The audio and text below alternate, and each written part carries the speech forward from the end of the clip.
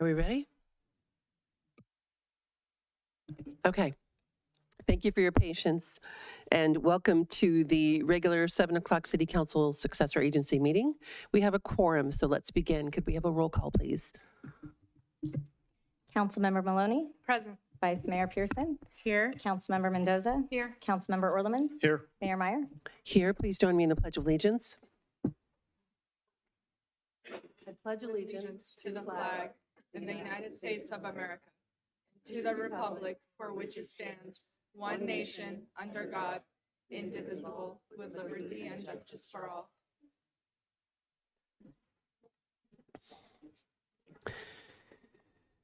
Moving into public comments, the public comment time for tonight's items will be 2 minutes each. In order to ensure that all speakers feel welcome to share their views, members of the audience are kindly requested to refrain from applauding or speaking to the council from the audience without being called upon first. At this time, the public present in the council chamber are permitted to address the city council on items that are not on the agenda, items listed under presentations, informational reports, or on the consent calendar, requests for future agenda items, new requests. Comments for the meeting's detailed agenda items or business items should be made when those items are called. Please limit your remarks to 2 minutes. The microphone will be muted when the timer expires. First card I have is Mike Clement. Good evening, City Council, community leaders. My name is Michael Clement. I am a 60-year resident here in Brentwood, and I'm here again to talk about our 100th anniversary of the Veterans Hall come this September. We have Memorial Day coming up this month, and so with Memorial Day and our building's birthday, it's a very special time for our veterans in our community to meet, to gather, and to reflect on one's service. I know that a lot of times when we're around other veterans, we certainly talk about the experiences we had, especially around Memorial Day. And Memorial Day to me is very special and very sad, because there's a lot of veterans that I meet, including myself, that have what's called victim remorse. It's when you're in combat and you lose a friend due to service to their country, where they give their last full measure of devotion, not only to their families, but to the community and to the nation. And I just want everybody to know that that's where that building is, and that's where everybody gathers, and that's what we reflect on. We particularly enjoy it when the community comes out and they hear these stories of these veterans, because we hold these stories for decades without even saying anything, not even a whisper. And then all of a sudden, a kind person, a child, a friend, somebody that has the same values as you, the same interests as you, kind of pulls that story out undetermined. And when it comes out, all these emotions come out with it. And it's really, you really are able to relieve a lot of pressure that you're carrying just by reflecting on the story. And I just want to know that that Veterans Hall has done that for 100 years. So with that, God bless you all, God bless America, and God bless Brentwood. Thank you. Sorry, I know it's tempting. Please refrain from applauding, just to make sure everybody feels equally heard. Thank you very much for that. The next speakers I have is Ralph, followed by Paul R., followed by Roger.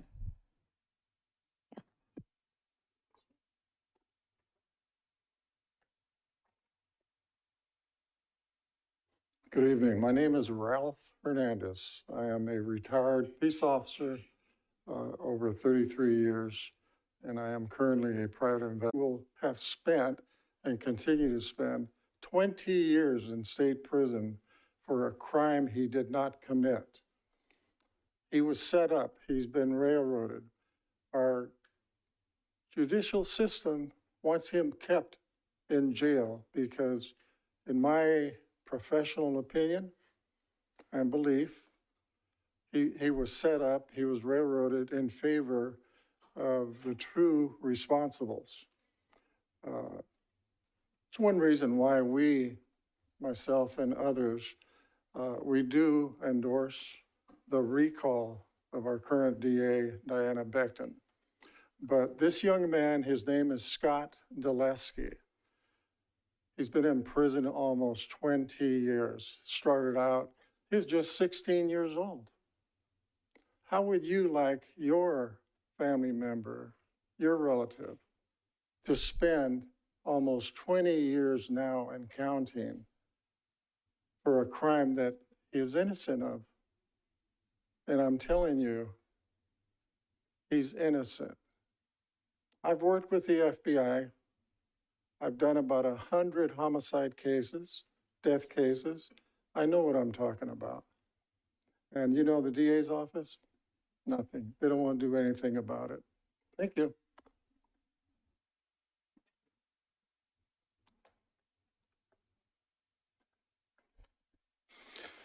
Good evening.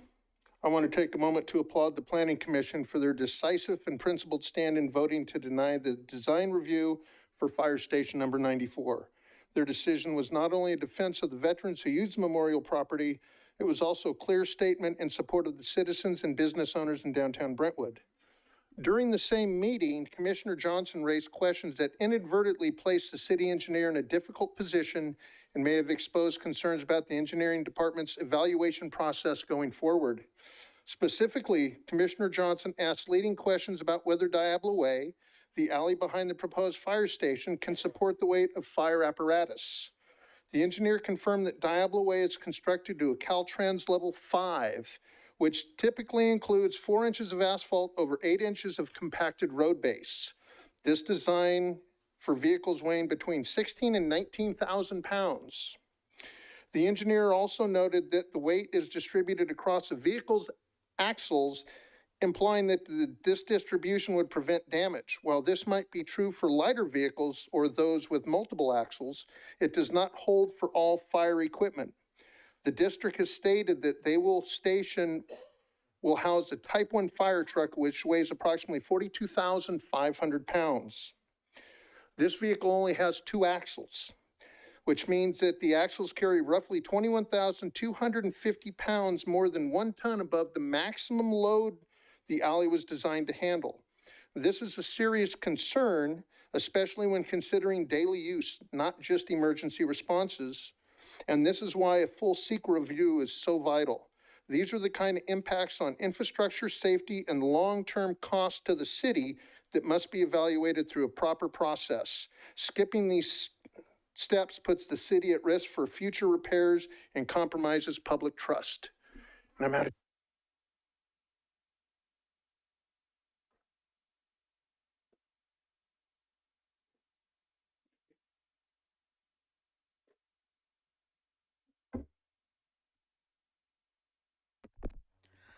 Good evening. My name is Roger Coxedge.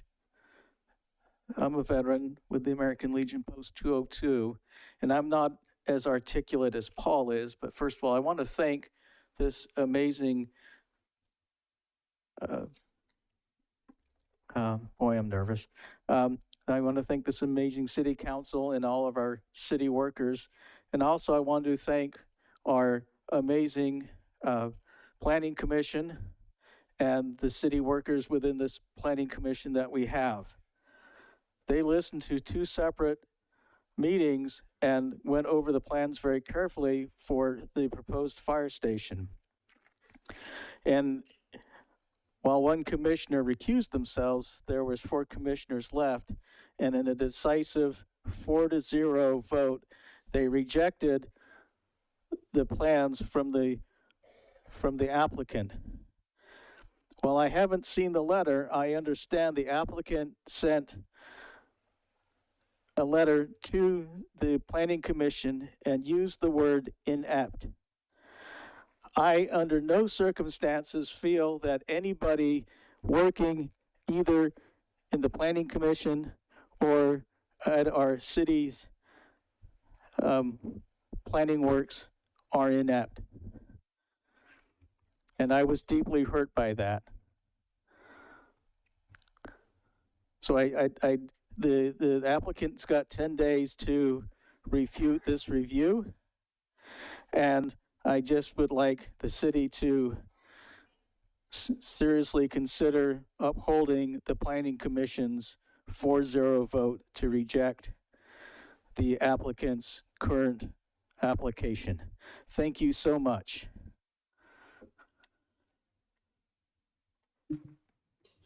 The next speaker cards I have are Dawn, followed by Chris, followed by Paul.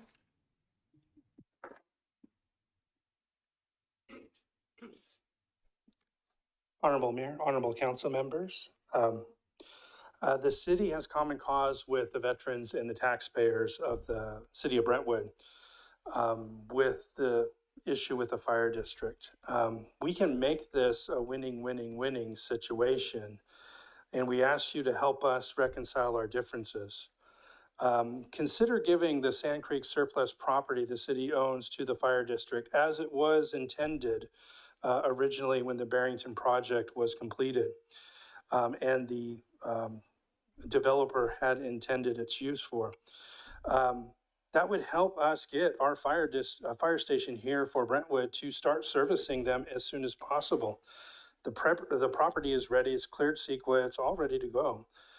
Even if you had to swap the property with the county for the area next to the Veterans Hall, as long as you maintain the dedication to that property to veterans use, and we could work together to maybe make a parking lot that would help all of downtown with parking, as we know that that's an issue. I think the Planning Commission rightfully denied the design permit. Clearly, it did not respect the downtown specific plan. The only reason why we could see that you would overturn that decision, that unanimous decision, by the way, is if you plan to violate the promise to the residents of Brentwood that is embodied in that plan. Or if you wish to give public safety rhetoric some kind of pass, which I feel that some people may think that that is a good reason to allow certain organizations to avoid the rules. Thank you.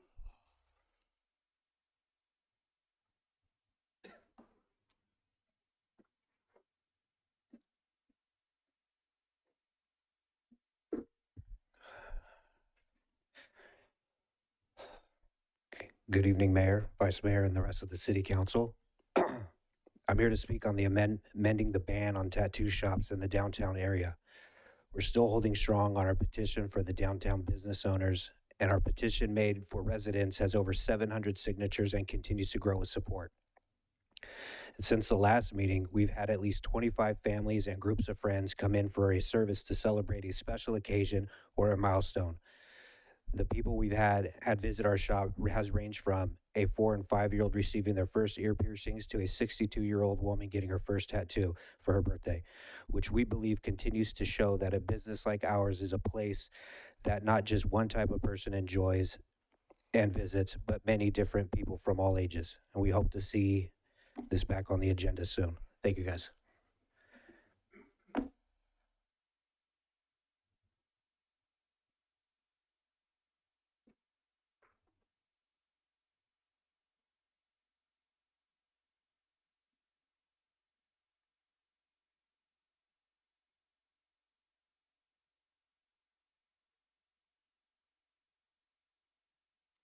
Good evening. Legitimate voting is the foundation of our democracy. Would you vote for enabling the drug overdose deaths of 300,000 young Americans? Would you vote for enabling the sex trafficking of 350,000 children into our country? Would you vote for enabling sexual attacks and assaults on hundreds of thousands of migrant women? Would you vote to allow 2,000 people to die under shrubbery on the southern border from exposure and other causes? Would you vote for enabling millions of dangerous and unvetted immigrants, including gangs and international terrorist insurgents, to enter our country? Would you vote for traveling internationally to bring back a deported gang member and wife beater? Would you vote to resist ICE and the deportation of dangerous criminals? Would you vote to mandate the intake of one of the most dangerous, deadly, and ineffective drugs ever released to people who did not need it, especially children? Would you vote to stoke the flames of racism for political advantage? Would you vote to jeopardize the sovereignty of America by destroying our proven means for energy independence? Would you vote to appease another nation who enslaves their population and profits from organ harvesting? Would you vote to appease another nation who has who is responsible for the greatest biological assault on America and the planet? Would you vote to use the position of political power for illegal, personal, and family enrichment? Would you vote to finance the world's #1 terrorist nation, thereby enabling their imminent deployment of nuclear weapons? Would you vote to resist any investigation into governmental financial accountability with the goal of removing fraud and waste? If you voted for Biden, Harris, and the Democrat Party in 2020 and 2024, you did. Thank you. The last speaker cards I have are Dolores, followed by Oksana.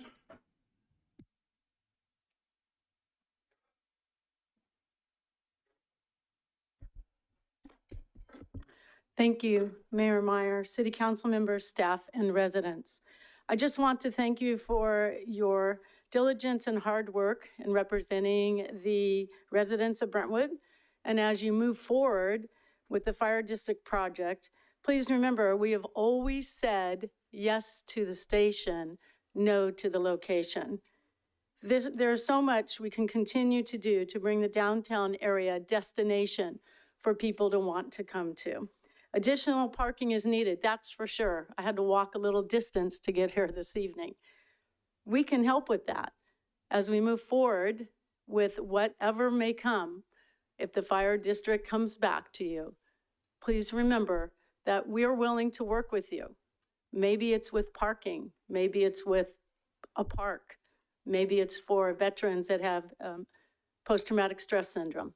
We don't know what that looks like yet, but we have plans to make it the best we can. So just remember again, yes to the station. Sound Creek sounds amazing, but no to the location in downtown.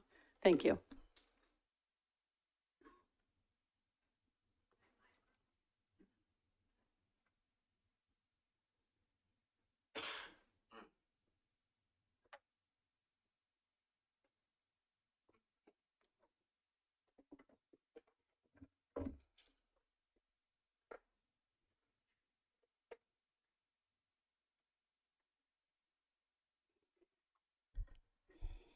Hello, council members.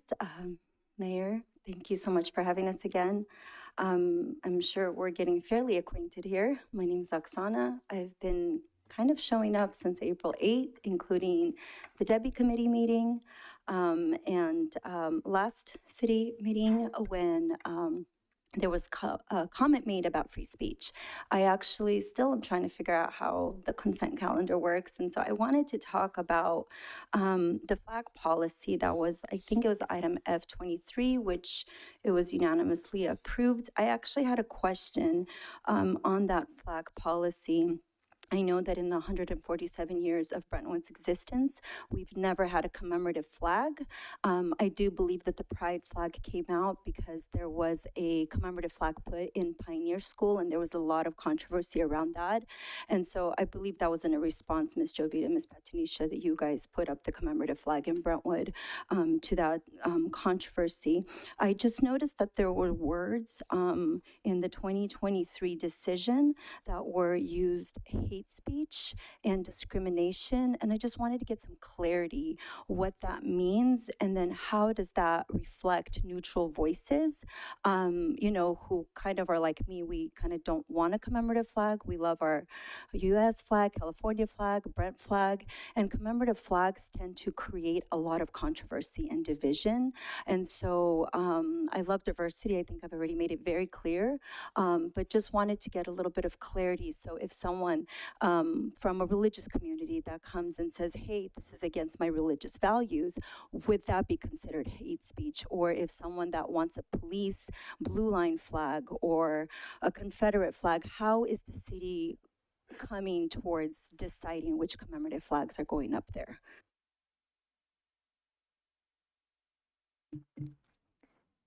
I have no additional speaker cards. Thank you, Amanda. Moving into informational reports, This portion of the agenda is to provide an opportunity for council members to report on attendance at events, subcommittee meetings, and entities on which the city council member has been appointed as a liaison, and for staff to provide brief updates as well. Before we start the council's information reports, I wanted to note that the council held a closed session meeting last Tuesday, May 7th, and there was nothing to report from that meeting. Following tonight's council reports, the interim city manager will provide staff updates as well. So for this evening's council informational reports, we will start to my left with Council Member Orlemans. Good evening. Thank you, everybody, for being here tonight, and it's great hearing from all of you. Since the April 22nd council meeting, I attended the Tri-Delta Transit meeting, the Youth Commission Multicultural Fair here in downtown in the City Park, the Farmers Market, the Police Activities League hosted a golf tournament in Discovery Bay, completely sold out. Great fundraiser for a phenomenal organization. The Habitat Conservancy Board meeting, the Employee Appreciation Barbecue out at the Courtyard was amazing. All the awards that were presented to employees for the core values along with the time in service awards. And I was shocked, or not shocked, but it was great to see one of them 35 years employed with the city in his position. It was amazing. The Chamber of Commerce Job Fair, Chamber of Commerce ribbon cutting at EXP Realty right here on 2nd Street, the Powell Bike Rodeo, Ad hoc Finance Committee meeting, City Council closed session meeting with the interim city manager, an additional Chamber of Commerce ribbon cutting at Port of Subs, a Fill the Boot fundraising event in Oakley to help prevent or fight muscular dystrophy, and East County Water Management Association Board meeting. Councilmember Maloney. Hello, everyone. Thank you all for being here. Since our last meeting, I've attended the Employee Appreciation Barbecue, which was, by the way, such a great event. Congratulations to everyone who received their milestone years of service awards and all the other awards that Council Member Orlemans just spoken of. And I'd like to also give a special shout out for that for Council Member Mendoza and Vice Mayor Pearson for having us actually begin to attend those. So thank you both. And I'd like to also give a special shout out to an employee in the engineering department. His name is Steve Casada, and he's served the city for 35 years. Thank you very much for your service. It's awesome to see people that are dedicated to our organization and our community and that are willing to do that and commit to the city for this long. So thank you very much. I know you don't have to stay past a certain time, so we appreciate you.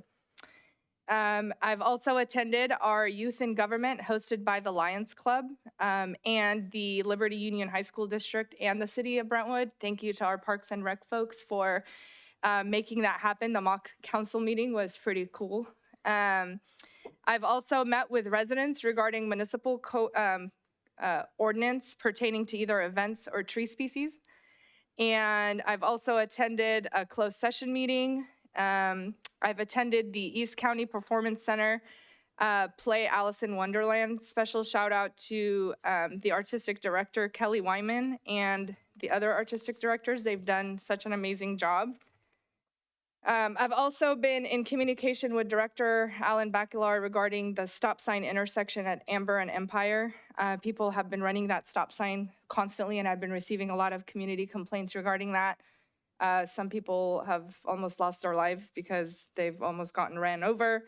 So I really want to thank you for collaborating with other departments and the police department specifically on that issue. Chief Herbert has informed me this week that the Brentwood Police Department Traffic Safety Unit collaborated with the Contra Costa Motors, and they've conducted 5 directed enforcement operations at that intersection that resulted in 22 stop sign violation citations, And 11 of those were in collaboration with the Contra Costa Motors unit. So thank you all very much for doing that. I know the community was very happy, and that was communicated to the police department and as well to me. And in the meantime, Director Bacalar is looking for a funding source to place red lights on that stop sign. So thank you very much for your work on that. I've also attended today the Public Works Open House. What an awesome event. I didn't know it existed until the director told me. Thank you so much. It was basically an event where 8 elementary schools, third graders from 8 different local elementary schools were invited to the Public Works area. And different departments within the city collaborated and had an educational scavenger hunt throughout this whole area. And they had a backhoe competition. They had a different competition where people are building fire hydrants. I can't speak, sorry. Fire hydrants. It was really, really neat to see everybody. That whole place was filled. It was very nice to see. So thank you all for your hard work. And thank you to Parks and Rec and the police department and everybody that participated in that. And I think that is it for me. Oh, no, wait, one more thing, sorry. I also want to congratulate Carrie Breen, our finance director, because he received the Certified California Municipal Treasurer designation from the California Municipal Treasurers Association. Thank you, Carrie. And at this time, there is less than 40 certifications that have been given out, and our own Carrie is one of those people. So thank you. This is very special. So we have awesome employees here. Thank you. That is it for me, Mayor. Thank you, and congratulations, Carrie. Councilmember Mendoza. Hello, everyone. I hope all the moms had a good Mother's Day. Since the last time we met, I attended a town hall with DeSaulnier and Lafayette, just talking about what is going on at the federal level. Attended the Multicultural Youth Commission Festival at City Park, attended and presented certificates at the Liberty Union High School District Hall of Fame, and attended also the Employee Appreciation Lunch. That was great, and I look forward to more events that we get to enjoy with all of our staff here in the city. Let's see, attended Youth and Government Day, National Day of Prayer at Immaculate Heart. We had a little mass there for prayer, so I was invited to do that. Let's see, what else? Budget Subcommittee, watch the Planning Committee, watch the Age and Disabilities Friendly Communities Committee. And the other thing that happened the last couple weeks is a few weeks ago, and I'm sorry if I'm speaking for you, but I and the mayor attended a committee, the Debbie Committee, and spoke as residents, which we have the right to do. We got reported to the FPPC that we cannot speak at meetings. So we just received our letter clearing us that we, even as council people, have the right to use our freedom of speech and speak at meetings when we like, as long as we tell you we're there as residents, which we did. So thank you, whoever sent it in. You misspelled recuse, you said recluse, so have a great night. You were rejected. Vice Mayor. Okay. Good afternoon, everyone. I attended the 2025 John Muir Birthday and Earth Day celebration in Martinez. And on that same day, I came at the very end of it, but I was happy to see a lot of the youth commissioners still there, the Youth Commission Multicultural Fair. I was, one of the highlights of the last 2 weeks was attending the Employee Appreciation Barbecue. I got to double dip there and work as vice mayor, but also as the district director for Assemblymember Avila Farias and present staff members who had service credit for 5 to 35 years with certificates and to serve them. And that was an amazing event. I look forward to doing that again. I attended a meeting with the mayor and interim city manager, Darren Gill and Ricardo Noguera, touring the John Muir Outpatient Center in Brentwood. We learned that while John Muir doesn't have plans to bring a large hospital, so to speak, they do plan to expand upon the outpatient care center that's on Balfour, as well as bringing women health specialties to that location. I did also attend with Councilmember Orlemans. You've been following me, buddy. I think you've been following me because, yeah. Right? No, we tend to try to support our chamber. We see the value in our Chamber of Commerce. So we went to the EXP Realty ribbon cutting, which is literally right across the street. Amazing ribbon cutting. Attended the last closed session meeting. Again, another follow from your council member, Orlemans. Attended the Port of Sub ribbon cutting, which was a lot of fun. Go ahead and try Port of Subs. They have fresh bread every day. They make it fresh, and the sandwiches were amazing. I've actually been thinking about that sandwich, Darren, ever since we left. I think I'm going to go to Port of Subs tomorrow. And then the Rotary Club meeting, the mayor did an amazing job giving the state of the state. I'm a Rotarian, but it was nice to be in the meeting too. I felt like my chest was sitting up a little bit higher after we saw the state of the state, and all the Rotarians were really proud to have her. I watched several California State Assembly committee hearings to see what bills were going to pass through the first level of committee that may affect the city of Brentwood. Today, I had the opportunity to watch the Board of Supervisors meeting. It was really awesome how they honored the API community, and there was storytelling and history, haka, songs. Even the Board of Supervisors got down and danced with people from the API community. They recognized and celebrated foster families, which was near and dear to me as a former member of the Family and Children's Trust Committee appointed there by Supervisor Burgess before. It was nice to see them honor the foster families. And then finally, they supported and honored the Mental Health Awareness Month. So County Behavioral Health came and did a talk.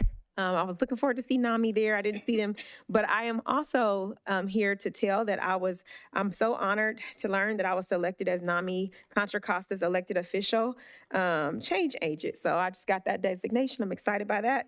Thank you. And then I watched the Planning Commission meeting. I did attend the Latina Leaders Roundtable. It was in Oakland. It was really, really happy to see Councilmember Mendoza's sister there representing Hijas del Campo. Felt good to talk about here Brentwood and what's happening in Brentwood there, and she was a force to reckon with. Also, I attended the Contra Costa County Bar Association Prohibition Prom. There I saw interim assistant city manager Sakari Bashir's there, as well as a council member Jovita Mendoza. It was a fun night. I didn't know council member Mendoza can gamble so well. We weren't legally gambling. We were doing it for charity, but she taught me how to gamble. I still don't know what we were doing, but it was all for an organization called that provides pro bono and low bono services in Contra Costa called Justice for All. It was a great event. I also attended the Mother's Day event at Hannah Nicole Winery and sat with our mayor in the Age Friendly and Disabilities Community meeting yesterday. We have been some busy bees up here on this dais, so I'll turn it over to our mayor. Thank you. Thank you, Vice Mayor. Since we last met, attended the Tri-Delta Transit Board meeting. I presented certificates to Troop 93 Eagle Scouts at their ceremony to become Eagle Scouts. Congratulations again to Christian, Andrew, and Adam, and thank you for the invite. The Brentwood Youth Commission Multicultural Fair, the Contra Costa Solano Food Bank 50th anniversary event, City of Brentwood Employee Appreciation Barbecue. Again, thank you for that invitation. It was really nice to get to know everyone a little bit better. As the Vice Mayor mentioned, the John Muir Health Brentwood Outpatient Tour. We learned about digital resources, had a meeting with staff and Tri-Delta Transit to discuss the Brentwood Park and Ride parcel owned by BART. So that spot that's over on Dainty and Walnut. Right? Dainty and Walnut. And it's currently right now it's a park and ride. BART is looking to actually sell that parcel. So we're trying to put together a protest letter. The Youth in Government Mock City Council meeting budget workshop in partnership with the Brentwood Lions, meeting to discuss Measure J and East County transportation planning. The Mayor's Conference, the Planning Commission meeting, the tour of Pleasanton Sunflower Hill community for people with intellectual and developmental disabilities. Attended a Delta 6 meeting with all 4 East County mayors and city managers, plus the 2 county supervisors who represent East County cities. The purpose of this group is to talk about regional planning, some of the things that we can work together as cities to better address. Cities brought forth different items. It's Antioch, Oakley, Brentwood, and Pittsburgh. Antioch brought regional homeless approach, urban limit line, and a question about on the urban limit line and a property that borders Brentwood. Oakley brought forward mental health resources, and then Brentwood and Oakley carried forward youth activity opportunities and East County resource expansion. Plus, I also brought forward the BART surplus land and the Brentwood Park and Ride, and asked the other cities to join in a protest of sale. And just to be clear, these are items that the mayors are bringing forward. It doesn't necessarily mean it's coming to council yet or a majority vote at that point. Attended the Future Build nonprofit graduation ceremony in Pittsburgh. This is for getting students interested in trade jobs. 3 students from this cohort who graduated were from Brentwood, so congratulations to them. A transplant committee meeting to discuss pending transportation projects in East County. I was invited to read to Miss Saylor's 3rd grade class at Isaac Montañez Elementary and took a tour with the leadership students, presented the state of the city to the Brentwood Rotary, and of course the Age and Disabilities Friendly Community Committee meeting. We had presentations from the Advisory Council on Aging regarding senior housing, and from Tri-Delta Transit to discuss accessible transportation. And Vice Mayor, you had something else? Yeah, I forgot to mention this, I think, at a prior meeting, but I had the opportunity to go to an event that was put together primarily by CCTA, and it was a technology event on transportation and new developments. And I just want to take this opportunity. This is the only time to talk so highly about the amazing staff we have here at the City of Brentwood. While I was there in the audience, one of the managers from engineering was present, and she came in and said, "Hey, Vice Mayor," and I was like, oh, I was so moved to see how amazing. I was honored to be there representing, but also to see the city in Brentwood invest in its employees to make sure that we stay up on our technology. So if you ever question whether or not this city has staff that's knowledgeable, please rest assured that there are conferences that our staff members go to. There are professional development trainings that they go to so that they can stay well abreast and up to date on current information. And she was so invested in the programming. I felt bad. I kind of snuck out a little bit, and she was there really into it. So yes, I just wanted to say that because it meant the world to me to be there. And I was just so happy to be from Brentwood. Well, sitting as a resident of Brentwood in that space, from Oakland, but being in Brentwood, so. Thank you. Moving into the consent calendar. Mayor, do we Yes. want our interim city manager to give us information? Oh, I thought that was as of next time. Oh, I'm But ready. please feel free. Yes. So I've got a lot. First, before I start, we have some new names and some new titles up here. And so I'd first like to introduce our interim assistant city manager, Sakari Brashears. Yeah, you can clap for her. For this. And then we have a few on the opposite side. So I'll first start with our human resources. We have our acting director of human resources, Teresa Fairbanks. Welcome, Teresa. We have our acting director of community development, Ken Murphy. And finally, we have our acting director of parks and recreation, Vatsal Patel. As was mentioned, we had our employee appreciation lunch and there was awards. And so at this time, I'd like to announce those who received awards at that event. Our safety employee of the year was David Newman from Public Works. Our safe driver of the year was Brian Barwicks from Public Works. The city council mentioned core values. We have 5 core values of the city: integrity, passion, accountability, respect, and quality. All of the words that I'm mentioning were all nominated by their peers. And so their peers nominated them for these awards. So first, integrity, Tammy Homan from Parks and Rec. Passion, Gail Knight from Engineering. Accountability, Michelle Landini from Finance and IS. Respect, Octavia Anderson from Human Resources. And quality, Sarah Uweiler from Community Development. And finally, but not the least of those, is our Employee of the Year, which is Crystal Mago from Finance and IS Department. So congratulations to all those employees.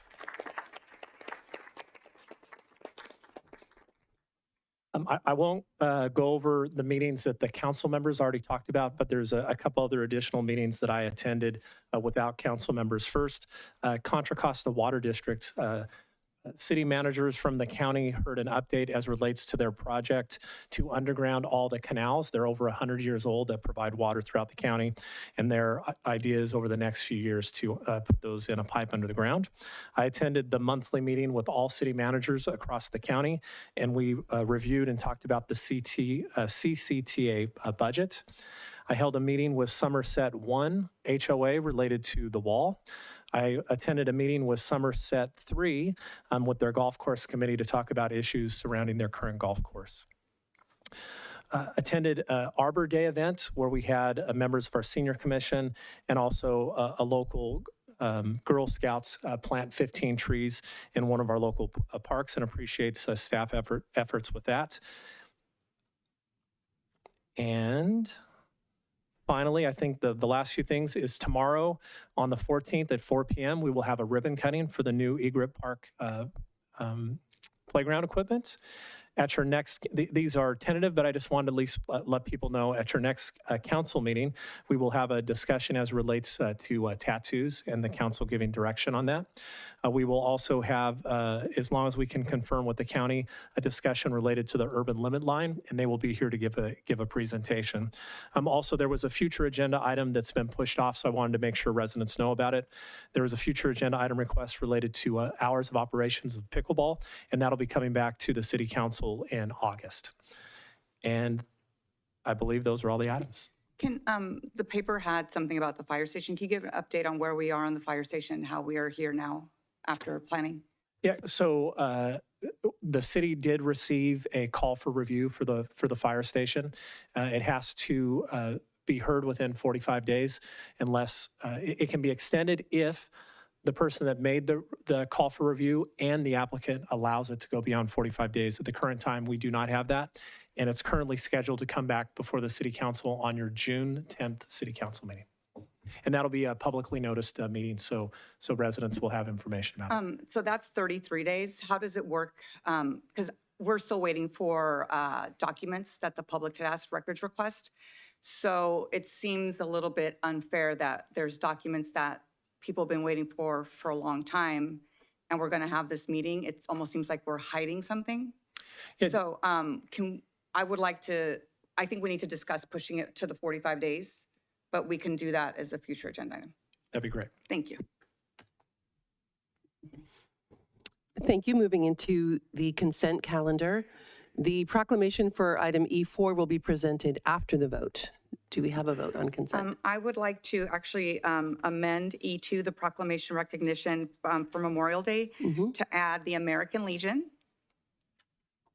And then I would just like a quick update from staff on E14 and what that means for affordable housing in Brentwood. I think it's just like just something quick, not intense.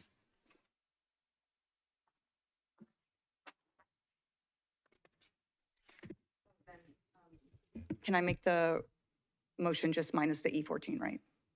Yeah. Yeah. So I make a motion to adopt consent calendar with the amendment to E2 to add the American Legion and, adopt the consent calendar minus item E14 and with the amendments. I'll second. All in favor? Aye. Consent is approved. And moving into item E14. Ken, would you like to handle that, or would you like me to handle it? I can if it needs to be. If you can, we have Sylvia here. Oh, Sylvia, great. Absolutely. I did I was not gonna see ask her to Sylvia. come up to Thank the you, podium.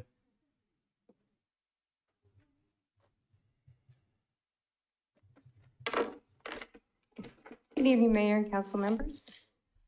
E14 is the Hanson Lane subdivision project, which is going to be a 94-unit single-family residential project and is being developed by MLC Holdings or Meritage. And out of this project, affordable housing will be able to receive or be able to sell 12 affordable housing units. And they're single-family homes. And my understanding is that they're all 4 bedrooms. So this will be a great, just something great for the affordable housing program and giving, 12 families the dream of homeownership in the city's program. I'm not sure what else I can go ahead and, That was it. And answer. thank you so much for all of your work. I hear how great you are with everyone, so thank you so much. Oh, you're welcome. Thank you very much. I don't know if anyone on council had any. No, I'm just very happy to hear about this. Thank you, Sylvia. Yeah, I'm not sure if the developer's here tonight. It was my understanding that they were. Maybe not. Okay, if you have any questions in regards to the project, the developer's here to go ahead and answer any questions. I didn't have any questions, just a big thank you so much for the units. We really appreciate it, and our residents appreciate it. Yeah, we're really excited to bring all the lots. Thank you. Thank you. Yes. So then if there's no further conversation, I'll make a motion to adopt item E14. I'll second. All in favor? Aye. Aye. E14 passes. At this point, if we could call Dan Rodriguez, Senior Solid Waste Equipment Operator, down to the front. Dan has been a City of Brentwood employee for 31 years, and we will now recognize him for National Public Works Week.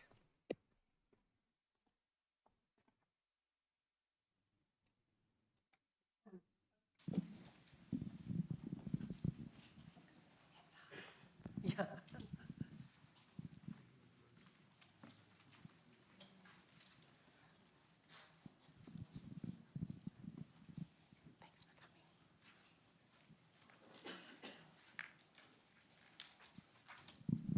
Going to read a few whereases to you, Dan. For the National Public Works Week proclamation, actually I'm going to read the whole thing because we're only doing one. Whereas public works professionals focus on infrastructure, facilities, and services that are vital to sustainable and resilient communities and the public health, high quality of life, and well-being of the people of Brentwood, and whereas the 2025 theme, People, Purpose, Presence, recognizes the essential role public works employees play in connecting the community through their daily contributions and enduring commitment to public service. And whereas the City of Brentwood acknowledges and celebrates the skill, innovation, and unyielding presence of its public works team in planning, building, and maintaining the infrastructure that supports everyday life. And whereas it is fitting that we recognize the contributions of our public works professionals and encourage citizens to learn more about how these essential services shape our quality of life, now therefore it be proclaimed that the City Council of the City of Brentwood hereby recognizes May 18th through 24th, 2025 as National Public Works Week. And the City of Brentwood encourages all residents to recognize the important contributions of our public works professionals and express our sincere appreciation for their continued service. Dated this 13th day of May 2025. Congratulations.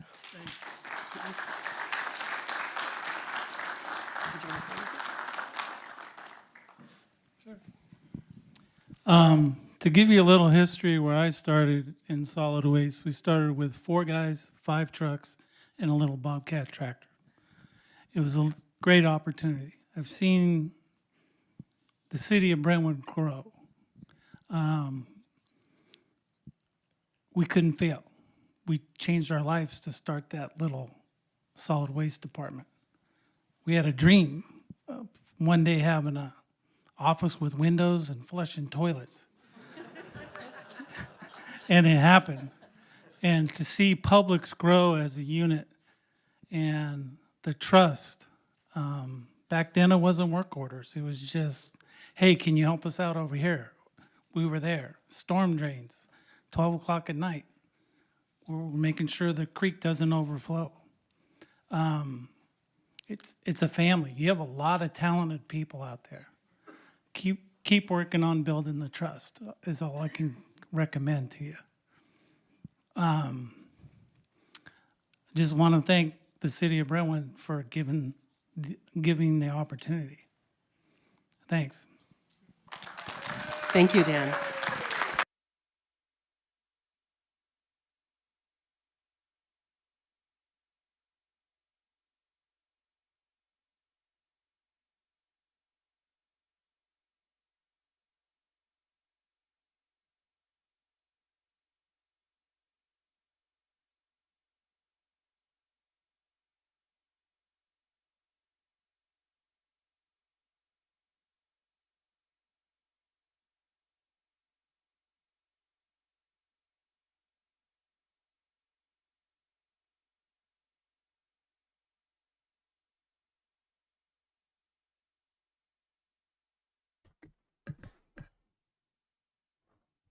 as the council's coming back, Dan is our longest serving Public Works employee with 31 years of service to the city.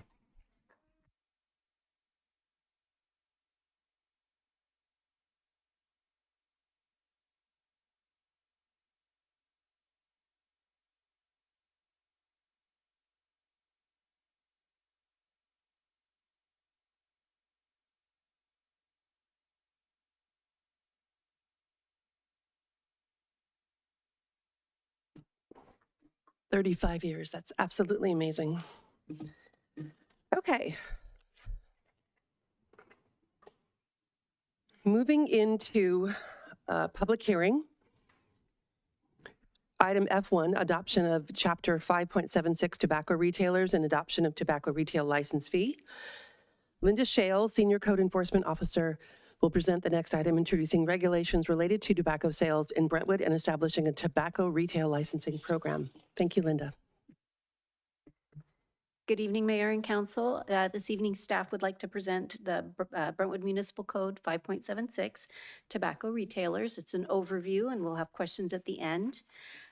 Just to give you a brief background on how we got here, back in June of 22, Council unanimously voted to have staff update the zoning regulations to limit or prohibit the sale of tobacco within the city of Brentwood.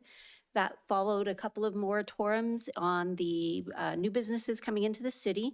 That took us through August of 23. In September of 24, there was a lead meeting to review the ordinance that we had so far, the draft, and staff was recommended or directed to come back with a application process that was a first come, first serve, and to have some sort of a permitting process that allowed people that weren't going to be able to qualify for the actual tobacco retail license to have 12 months to wind down their operations for the tobacco sales.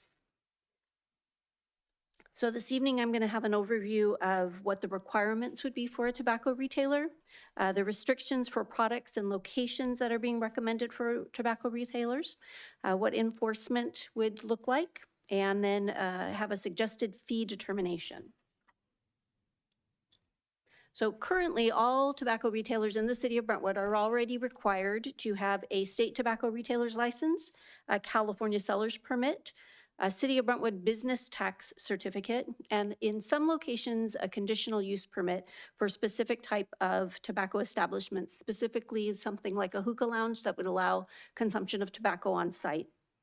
The ordinance would require the addition of a City of Brentwood tobacco retailer license and or a 12-month wind down permit. That permit would be issued for one, a establishment that was not going to be able to qualify for the license, or two, even somebody that qualified for the license but was going to need time to get rid of prohibited stock.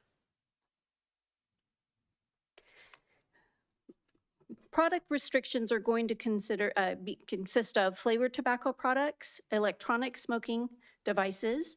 There'd also be minimum package sizes, minimum package and item pricing. No tobacco sales where there was a legal cannabis location, and no self-serve coupons or discounted sales. A couple of comments for tobacco products. The state already restricts some. Our ordinance would restrict all flavored tobacco products. For electronic smoking devices, we would include the device, components, or even parts. You wouldn't be able to sell any aspect of it. For our minimum package sizes, it would be, just to give you an example, you could only purchase little cigarettes in a package size of 20. You could only purchase cigars if they were one of two things, packaged 6 for a minimum price of 10, or even a single item but priced at $10. 20 cigarettes would be the minimum package size for cigarettes, and they would be a cost of $10 minimum.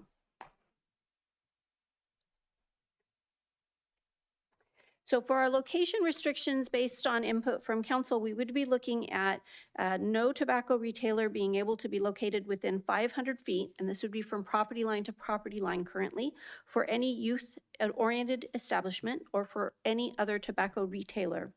For the youth-oriented establishments, we're looking at any private or public, elementary, middle, junior high, or high school, any library open to the public, any youth center, which is defined as a location that children aged up to 17 would come together for programs or activities. Any businesses that you would determine would be established by minors, that one we would have to consider. Examples would be things like skating rinks, bowling alleys, things like that. So the maximum number of tobacco retail license we'd be looking to issue is 41, which is how many current licensed tobacco establishments there are, state licensed tobacco establishments in the city of Brentwood. We're looking at having the applications be accepted as asked on a first come, first served basis. If this ordinance was adopted tonight, we'd be looking to start that on June 2nd. The tobacco retailers would again be required to meet all of the Brentwood Municipal Code requirements, and they would have 30 days from the adoption date of the ordinance to obtain either that license or a wind down permit. Again, the 12-month wind down permit would be needed for anyone who still could get a license but needed to get rid of stock that they wouldn't be allowed to sell, and for people that are not going to qualify for a location at all. I should point out that that wind down permit would not make them exempt from state law selling, say, certain flavored tobaccos that are already exempt by the state. So for enforcement, the enforcement arm would be one, the issuance of the license and or the wind down permit based on establishment's location. We'd be looking when we were doing compliance checks for product type and package requirement. We'd be doing at minimum 2 compliance checks per location. We'd be conducting a 3rd additional inspection with PD. And then we'd be enforcement doing the fines, the suspension of licenses, and the revocation of licenses for people that were not compliant. I would point out PD, and they can comment on this, is currently conducting their own inspections under a grant they've obtained separate from what we're doing. So currently our recommended licensing fees are listed up on the site there. They cover the application process, which would be fairly time consuming based on the requirements that we have. The CE, code enforcement compliance checks, the accompanying PD compliance check, totaling a cost of $2,200. This is an example of some of the local county cities within the county and what they're charging. It's hard to quantify what they're charging based on their level of enforcement. We don't know if they have grants that have been provided to cover some of the cost, or if they've just made the determination to subsidize the cost of the licensing. We weren't able to get a whole lot of information from other cities on the details of what they're currently doing. So at this time, if you have any questions, I'd like to be able to get to those. Thank you, Linda. Who would like to start with questions? Vice Mayor? Yes, thank you. I do have quite a few questions. One of them is, what happens if a tobacco retailer is in a location and a new business comes after they've been established within 500 feet? Does that tobacco retailer, if they hold a license, will they be affected by the 500 separation foot requirement, although they were first in time? Right now, we're considering the fact that they've already been qualified for that license, and the incoming business should be aware that they are located there and make the decision to locate themselves near that current tobacco establishment that's already been approved by the city. That's the current standing that we're taking. Will we take that same stance for if the tobacco retailer was there first? Only if they are there first. But I guess my second part of my question, I'll call it question B. If the tobacco retailer was first in time, and then we also have the daycare that's there now, before we've implemented this, do we apply those same standards that will apply for future venues to that now, or no? We are not. We are stating that current businesses that are located there would be the ones that qualify for the 500-foot radius if they're a youth establishment. Okay. And then the, sorry. I'll save the rest for discussion. Thank you. Okay. Other questions? Linda, can you talk a little bit about the total of $2,201 dollars for the fees, and just kind of explain to the public how we are able to charge the fees but not not profit from them, for example. Correct, The okay. exception. Yeah, so currently, the cost for us just to process the application, because it is going to be quite time-consuming for this process, we're going to have to be doing physical inspections of locations, determining how far they are from each other, how far they are from youth establishments. We're going to be doing on-site confirmations of those in some instances. There's going to be a lot of review to get to the determination if they can be licensed or not. So it is a pretty heavy cost for the application process itself. And the costs that we've included are what the city spends to employ the people that will be involved in that process. So it's it's over $900 in staff time just to process what we assume will be the application processing time. We've then calculated what the inspection costs are going to be. And again, we are looking at specifically how long it's going to take staff to complete that inspection and what the city pays for that staff member to be employed. I have one question. What exactly is considered a youth establishment? So for youth establishment, we're looking at any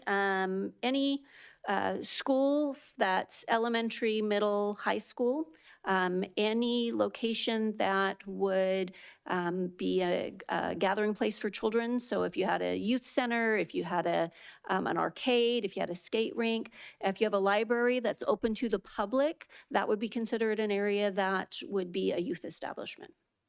Are we differentiating supervised children versus unsupervised? For example, like when kids are dropped or they're taken to like a karate studio, for Right. example, their parents are with them, or jujitsu, Right. versus if they're just dropped off at a venue.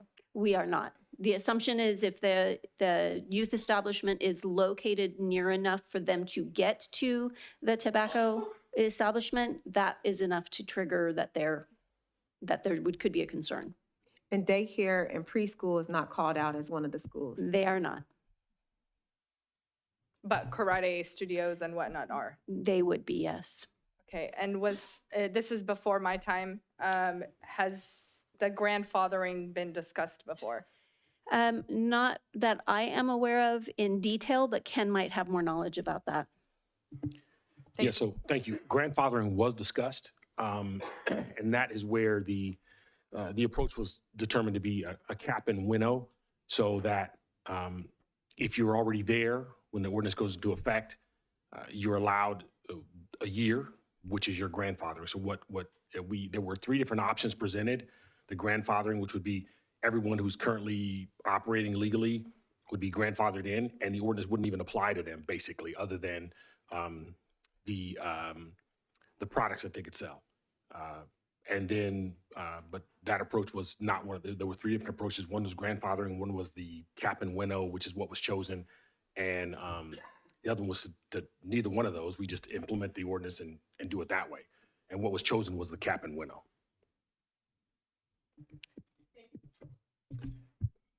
With the current numbers, 41 businesses, with the restrictions written in the policy we're looking at tonight, how many tobacco retailers would be left within the city of Brentwood? That'll be a little bit hard to determine accurately since it would be a first come, first served basis. So say you had 3 establishments, if that middle one was the first one to come and apply, it might stop the other 2 from being able to be licensed because they would be within 500 feet. But perhaps the 2 furthest ones could both be licensed because they were 500 feet apart.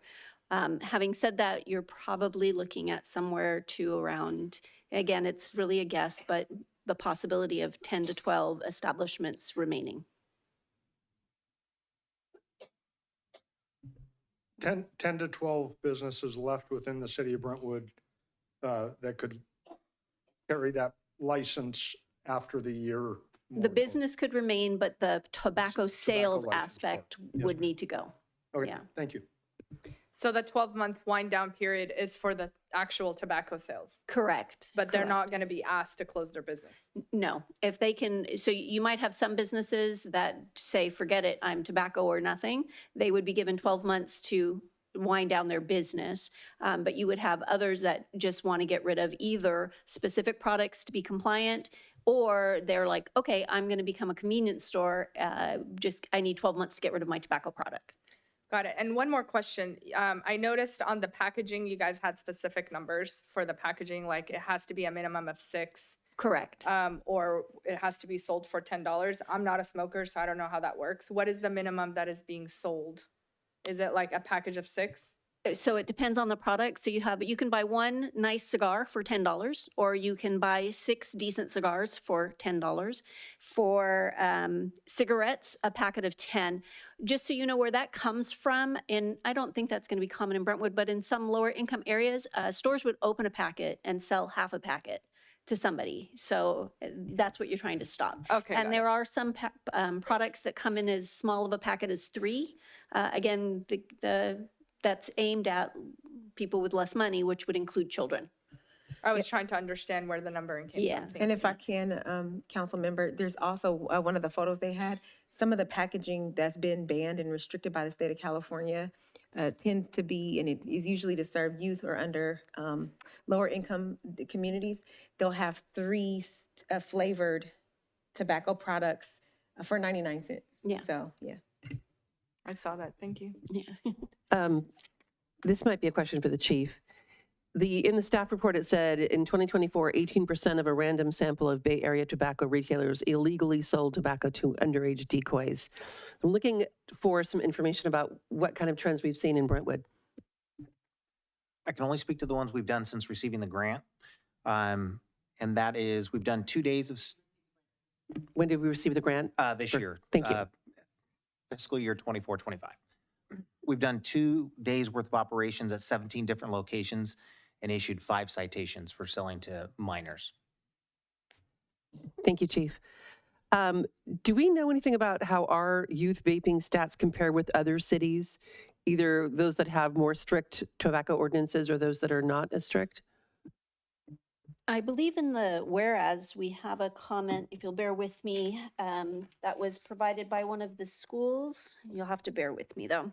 The Liberty Union High School District resolution? Okay. Yes. I'm afraid I don't have that at my view.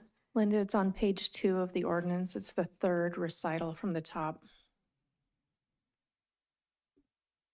My page might not be the same.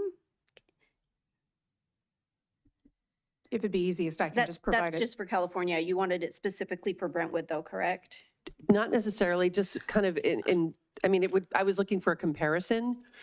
If we don't have that, that's fine, but if do you want to mention that whereas for California? So the whereas is 9.3% of high school students in California reported buying their own electronic cigarettes from a store. 27.7% of California tobacco retailers unlawfully sold tobacco products to young adults below the age of 21 in 2022. Mayor, I'm sorry.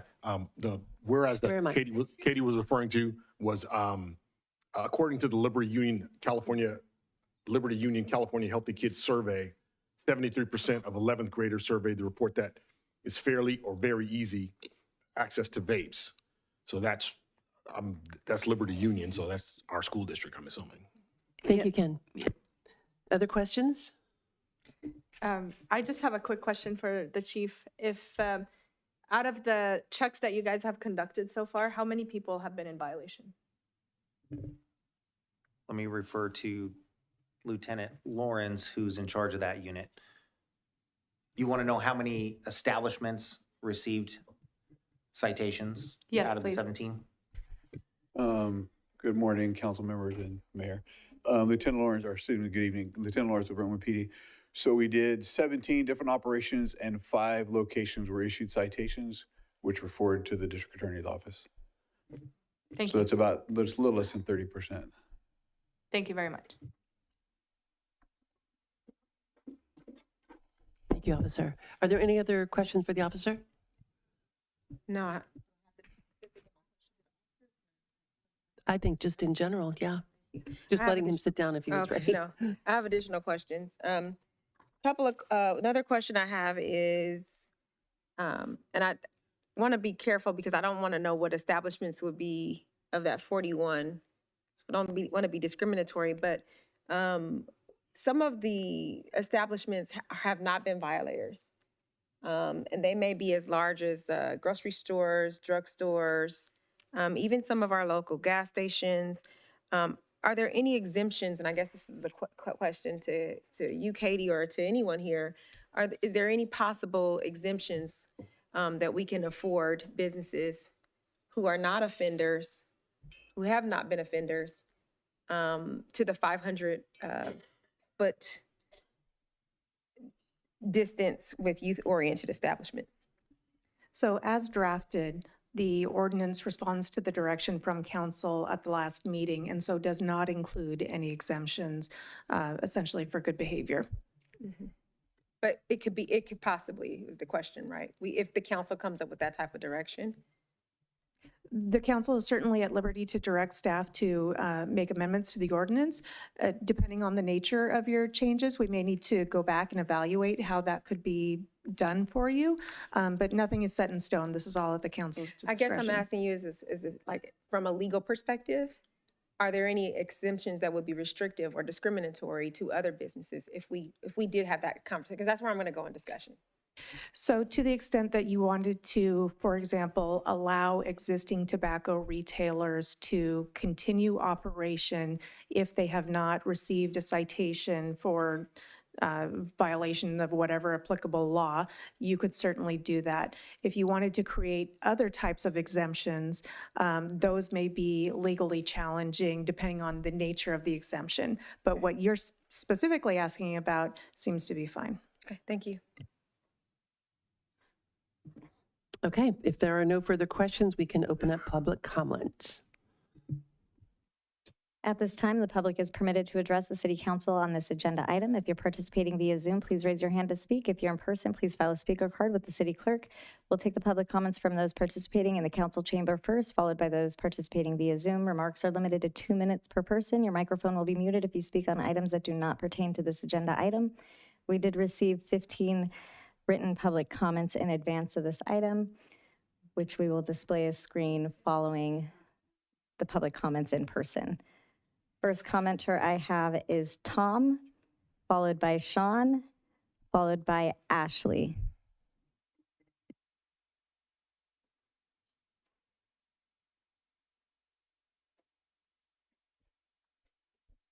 All right, good evening. I appreciate the opportunity to speak today. I'm here to express my deep concerns about the proposed changes to our local tobacco regulations. As a small business operator and responsible retailer, I can tell you these changes will have a serious and harmful impact, not just on our business, but on our employees and the broader community. We already, as a company, enforce strict policies to prevent underage sales. Anyone who appears under 35 must show ID, which we scan and verify. Even those who appear to be older must provide their birth date. We also use secret shoppers and video reviews, and any employee who fails a compliance check is terminated immediately. The zero tolerance policy. We take our responsibility seriously, but these new regulations, such as banning all vape products and requiring cigar pack sizes that don't even exist, make compliance nearly impossible without eliminating a large portion of our inventory. We've seen the consequences before. When the flavor ban was enacted, we lost 25% of our revenue, not because demand disappeared, but because customers simply went to the next town over where those products were still available. This isn't just about one store. It's about ripple effects, lost jobs, reduced employee hours, and decline in local spending. When customers leave town to shop, our community loses tax revenue, funds that support our schools, healthcare, and infrastructure. In summary, these regulations will drive customers to neighboring towns, hurting local businesses, lead to job losses and reduced hours for employees, decrease local tax revenue, impacting essential services. Urge you to consider these changes. Let's work together on a balanced approach that protects public health without devastating small businesses and the local economy.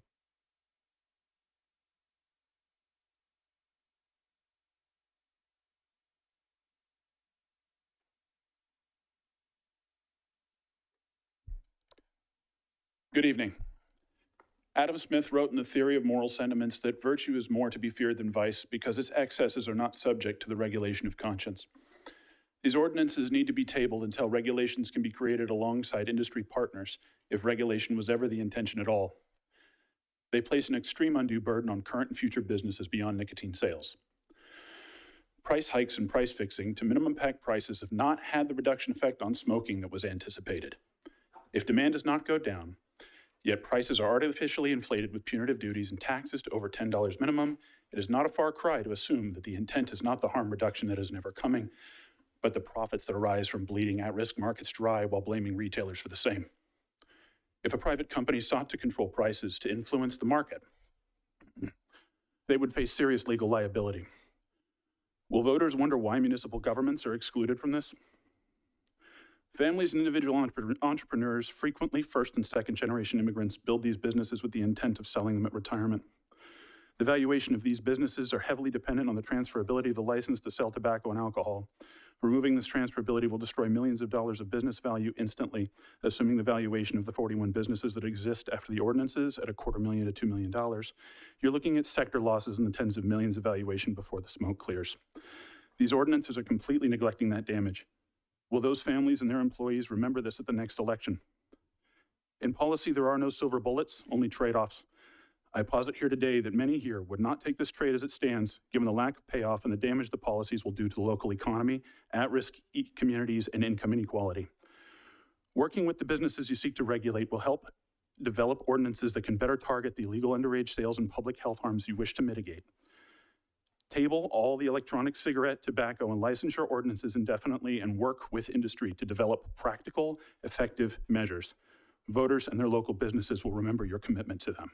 Thank you.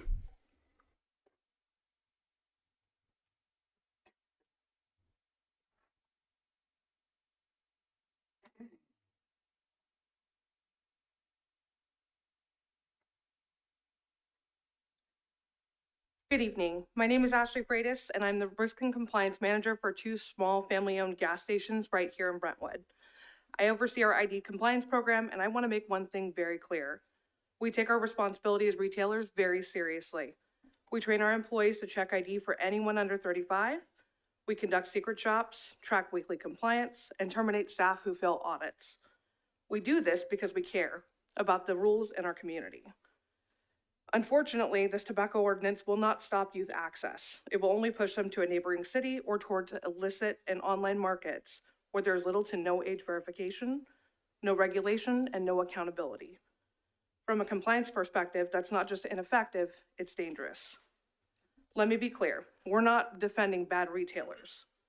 We want to prevent youth access as well, but let's do it the right way, through education, targeted enforcement, and by supporting responsible retail practices. Our location is a convenience store and gas station that has been serving our community for the past 20 years. We can't just pick up and move. We own our property and have been here longer than any tobacco retailer within 500 feet. Yet under this ordinance's first come, first served system, we could lose our ability to sell tobacco simply for not being first in line. After 20 years of service, being forced to compete for survival against a newer business is more than unfair. It's a gut punch, and it punishes longevity, loyalty, and compliance. Because this ordinance won't just harm our small retailers, it threatens the job of our local employees who rely on these businesses to survive. Our employees aren't faceless workers. They're our parents, their students, their neighbors, their constituents. If you take our ability to operate away, you don't just close the store. You take away jobs, stability, and families' ability to stay afloat. We urge you, please do not pass this ordinance without meaningful revisions and real consideration for the people who built these. The next speakers I have are Norma, Ralph, and Eldon.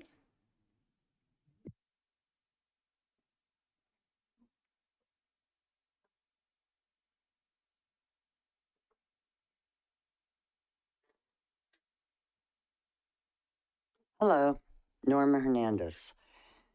If I was going to open up a business, I certainly would not come to Brentwood if you vote on this, because I don't know if I would be next.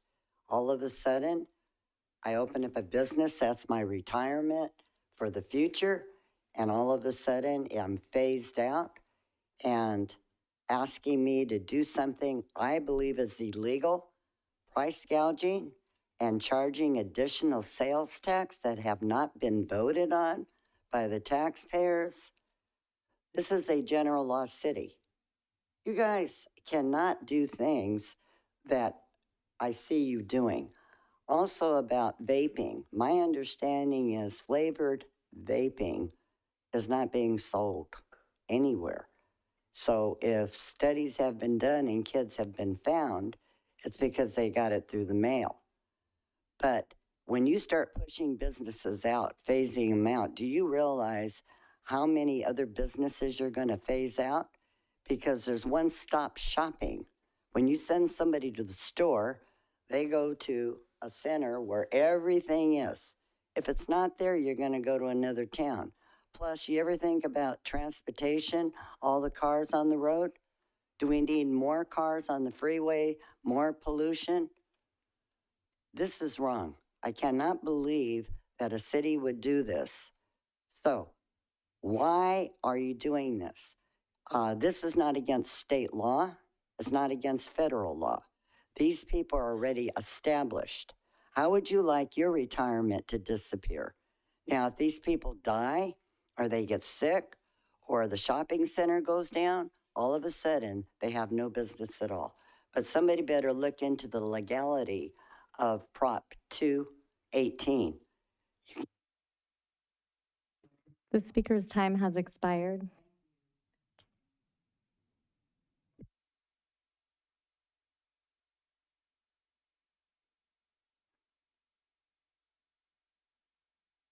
Hello, Ralph Hernandez. Tobacco is not illegal. It is age restricted. Unlike marijuana, you guys have plans of opening up your hearts and possibly some property to a big marijuana grow, and you're ignoring all of the health problems that marijuana causes: schizophrenia, paranoia, anxiety, heart problems to some of the seniors. But you will, no doubt in the future, embrace them. Now, I do believe that what you are proposing is against Prop 218. It is a hidden tax, whether you want to admit it or not. When you raise the price of a product, you're going to get more tax to your city. If you raise taxes, you guys should read Prop 218. You have to have a vote of the people. You are not inviting the people to vote on this. That's pretty nefarious, in my opinion. You know, as an officer out there, I used to stop a lot of vehicles, and people with marijuana and even current law, that's illegal. You stop somebody who smoked a cigarette, it's not illegal. You guys are making tobacco something else.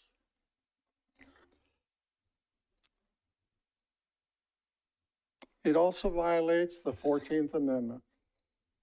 You are proposing something that goes against the 14th Amendment because you are not treating everybody equal. You understand what I'm saying? You are treating tobacco. The speaker's timer has expired. Madam Mayor, I know we get an opportunity to say something. I just want to clarify a record. The city of Brentwood has not authorized, nor are we looking to have marijuana sales in our city. We actually have restrictions in place. So I want to correct that. That is false information and fake news. Thank you.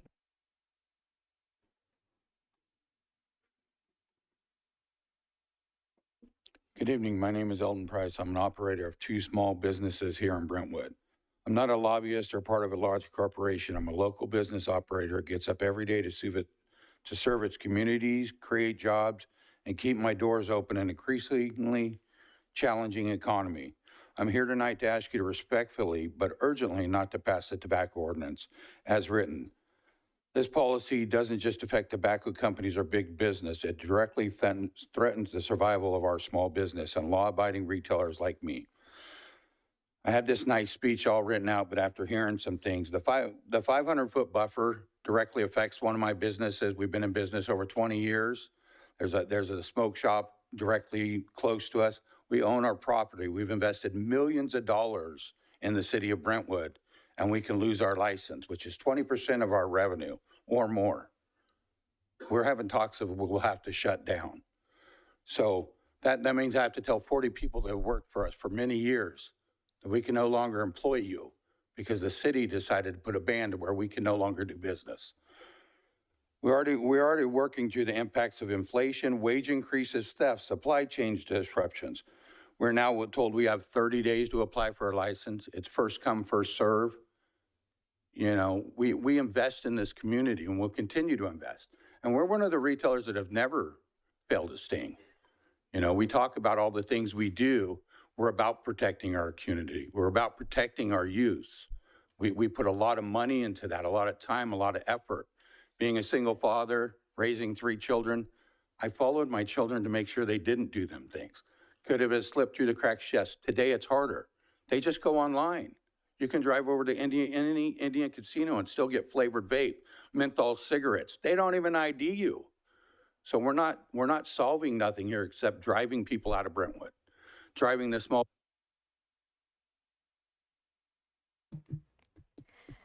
Next speakers are Laura and Shadi, followed by Jay, followed by Harry.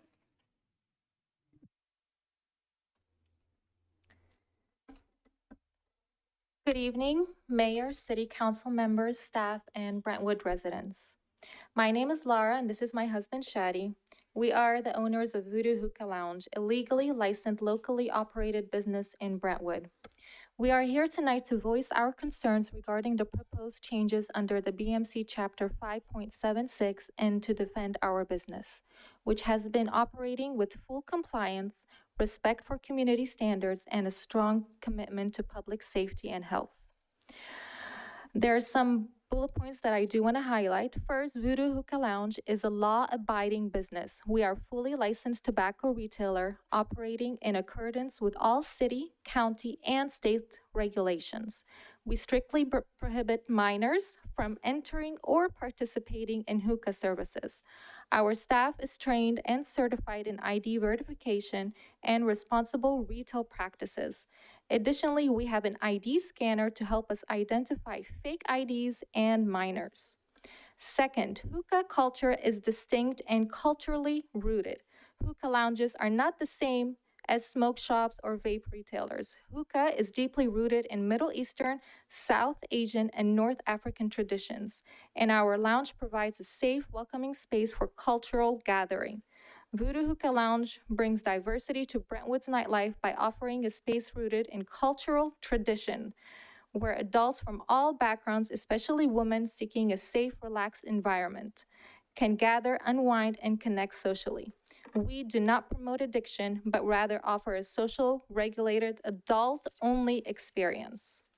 Third, Voodoo Hookah Lounge supports the local economy. We generate sales tax revenue for the city of Brentwood. We bring nighttime foot traffic to neighboring businesses and help keep the downtown area vibrant and active.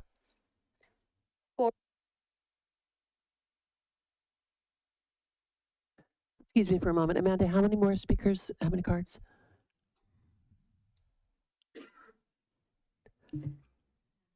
I'd say about 18. Okay, we're going to take a 5-minute break by request. Thank you.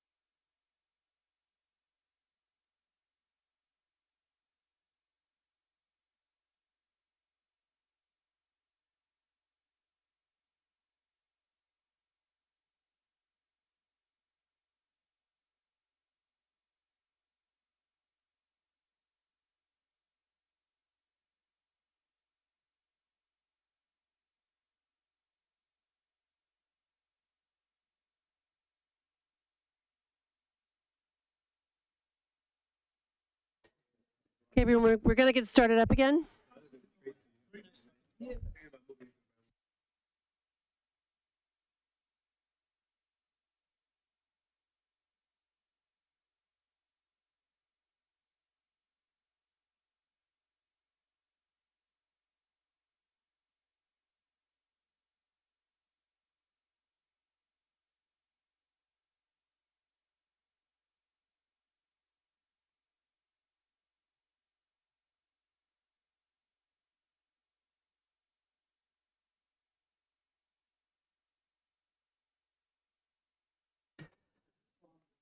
Amanda, I think we're ready if you wanted to get us started again. Absolutely. First, I'd like to share our screen summarizing the comments that we received online or by email prior to tonight's city council meeting. We did receive 15 public comments, and they're summarized on the screen.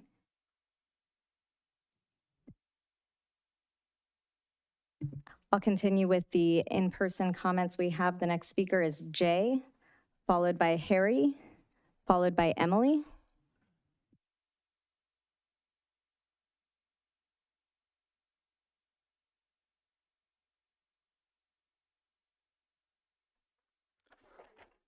Hey everyone, my name is Jay, and we run a family-owned smoke shop here in Brentwood for the past 30 years. I'm 26, so even older than me. I just wanted to come up here and speak honestly for a minute, not just for myself, but for all the small business owners in town, trying to do things the right way. We check IDs, we don't let minors in, we follow all the rules. And I actually think some items proposed in the ordinance are actually a good thing, like the youth decoy checks. They help catch people who aren't doing the right thing. And it's something we all want. But this new ordinance, it's not hitting the problem, it's hitting people who are already doing the right thing. So let's talk about the minimum pack size rule. 20 little cigars per pack. Come on, guys, you shouldn't have to buy 20. That's crazy. And that doesn't even exist. And if someone wants to buy a 5-pack, they've got to drive to Antioch or Oakley. That doesn't solve anything. All it does is takes Brentwood's tax money and sends it out of town. And the license cap, there's 41 total. You can't transfer them, you can't sell them, and you can't move them. That locks out any new business owners coming in from even getting a shot, and it hurts existing business owners from ever selling their business. This stuff, it doesn't stop young people from finding tobacco. They'll still find a way. What it does do is it hurts small businesses, hurts adults who want to shop local, and hurts Brentwood's bottom line. The demand doesn't disappear, it just moves to the next city. But the damage, that stays right here. We're not asking for shortcuts, we're just asking for smarter policy. Let's put that energy into real youth education and prevention, not into rules that hurt good business owners and drive people out of Brentwood to go buy a vape or a cigar. This ordinance, it doesn't fix the problem, it just creates new ones. This would effectively drive small businesses like ours to shut down because we won't be able to compete with any of the big retailers. I appreciate you guys hearing me out, and I hope we can protect our small business owners in Brentwood instead of driving them out. Thank you, guys. Please refrain from applauding. Thank you.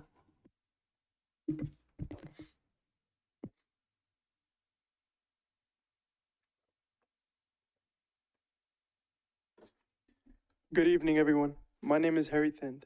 I am the son of Gary Singh. Although I may not look like it, I am 19 years old and I want to be a voice for the youth.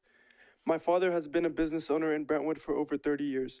I've grown up around smoke shops and liquor stores my whole life, and I have never touched a single cigar, cigarette, or vape. I do, however, agree that there is a problem with youth accessing drugs, but I don't think that the 41 license cap and the 500-foot barrier is the solution.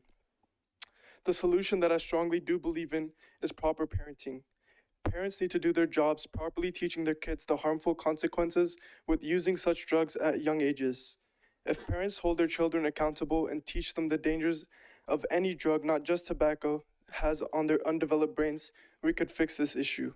I've went through middle school and high school here in Brentwood, and yes, there are kids that vape, and it is a problem. But most kids get access to vapes and tobacco from online or other adults that legally buy it and illegally sell it to minors. Not directly going from into small tobacco businesses. Going after small business owners isn't the solution. Parenting and education is. Thank you.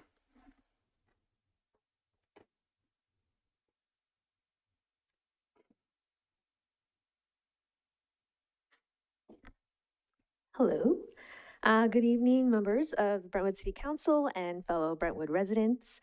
My name is Emily. I am a health educator for the Contra Costa Health Tobacco Prevention Program, but tonight I am speaking to you as a Brentwood resident here from Garin Ranch, and a cousin, a family member, a cousin to two Liberty High School students.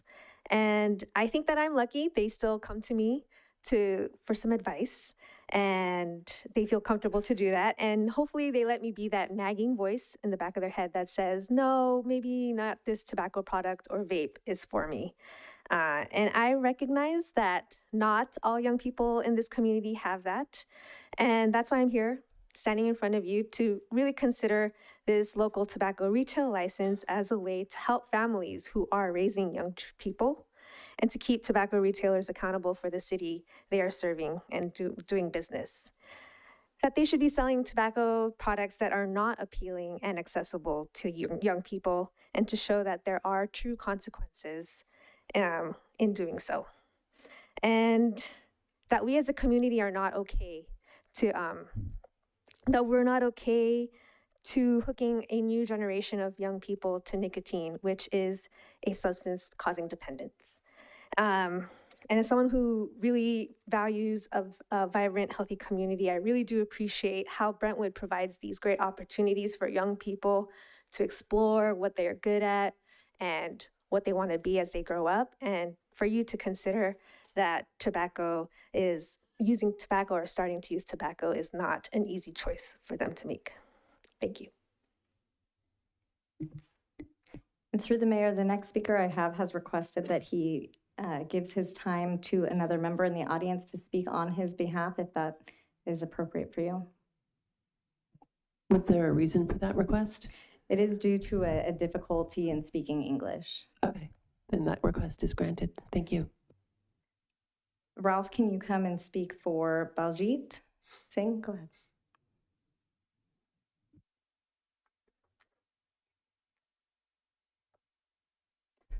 Thank you, Ralph Hernandez for Bala. He's out in the audience.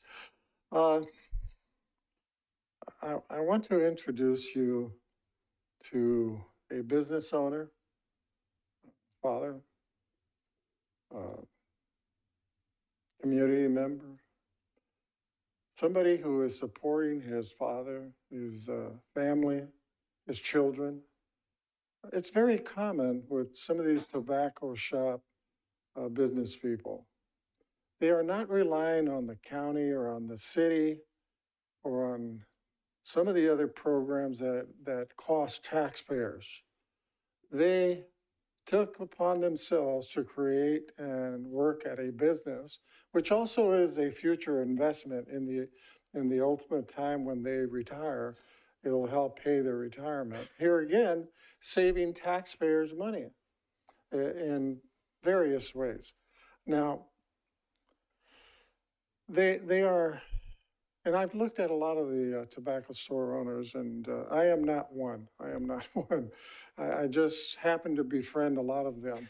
They're very honest, hardworking people.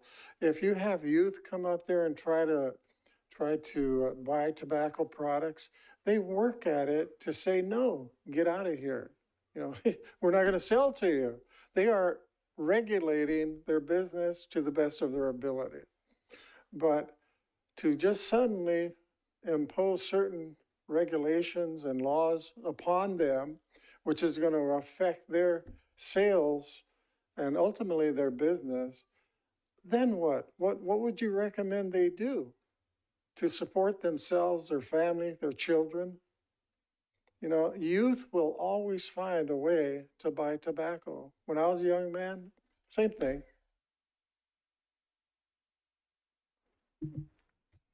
The next speaker is Shagala.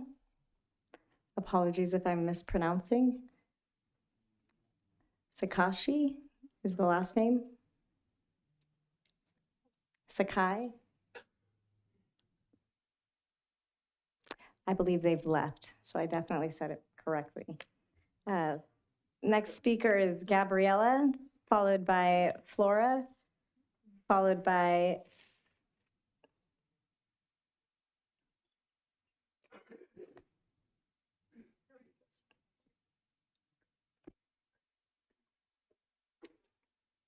Flora left. Good evening, Mayor and Council members, Vice Mayor too. My name is Gabriela Castro. I'm a parent with children attending schools in both Brentwood Union School District and Liberty Union High School District. I'm a parent, leader, and a board member of a youth center, Village Community Resource Center. I'm here tonight because I am deeply concerned about the high number of tobacco retailers located so close to places where our youth spend time, such as schools, parks, and libraries.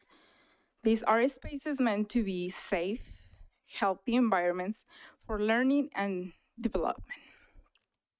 Yet, they are being surrounded by businesses selling harmful products. It's alarming how easy it is for youth to access tobacco products, where it's through direct purchase, social sourcing, or exposure to advertising and displays that normalize tobacco use. The proximity of these retailers sends the wrong message and increases the risk of experimentation and addiction among young people.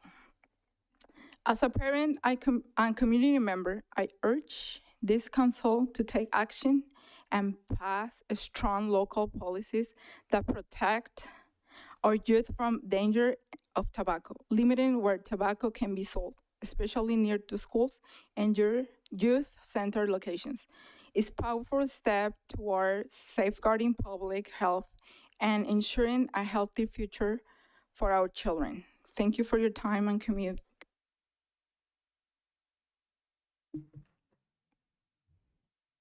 The next speaker is Flora.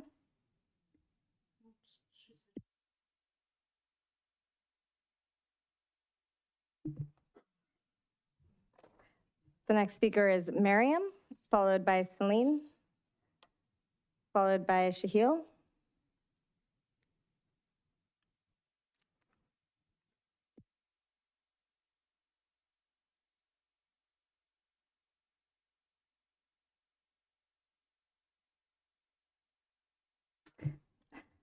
How about Vic, followed by Larry, followed by Joel.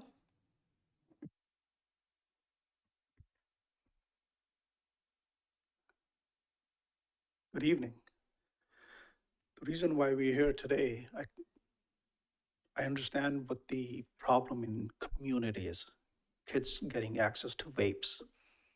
But that is more of a compliance issue.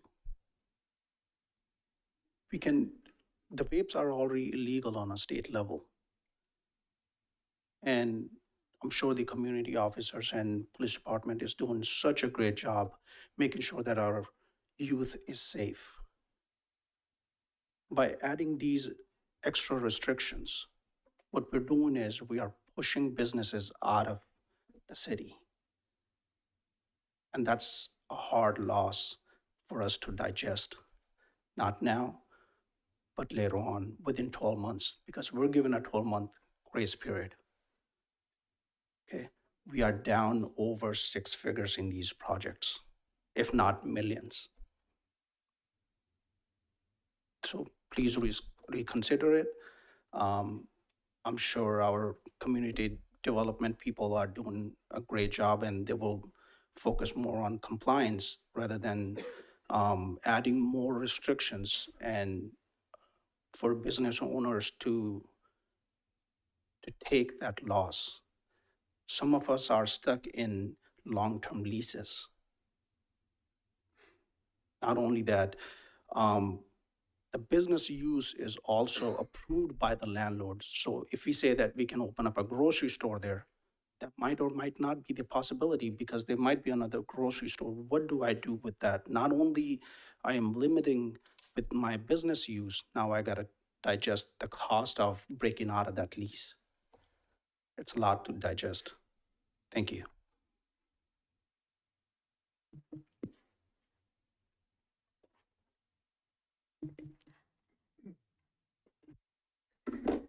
Okay. Hello, my name is Celine Su. I'm an 8th grader representing Courage, a youth health coalition advocating against drug use, and I'm here today to tackle the issue of tobacco retail license. I'm here to inform you guys that it is very easy to access or buy tobacco products in this city. Brentwood stands out as one of the few communities in Contra Costa County without permanent tobacco policies regulating the sale of tobacco. 70% of Brentwood residents surveyed favor a policy that requires a local license to sell tobacco with fees that cover the cost of monitoring whether stores follow tobacco laws, including not selling to youth. But like I believe was mentioned, 73% of students surveyed feel like it's fairly or very easy to access vapes, indicating a significant availability problem of these products to minors in our community. The younger a person gets addicted to tobacco, the worse it will become when they become adults. My father, for example, started smoking before I was born. Every day, I would hear my parents arguing in the other room about his addiction to cigarettes, and this led to my parents' divorce and tore apart my childhood.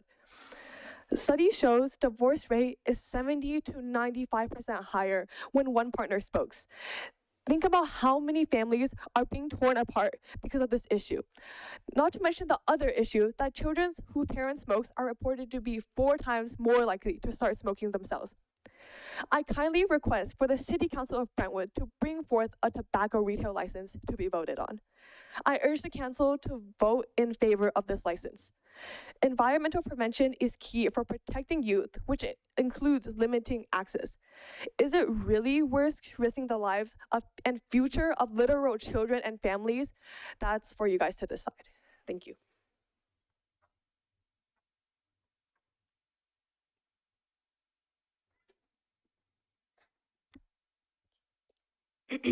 Hello, my name is Sheil Gandhi, and today I will be speaking on behalf of the Courage Youth Health Coalition.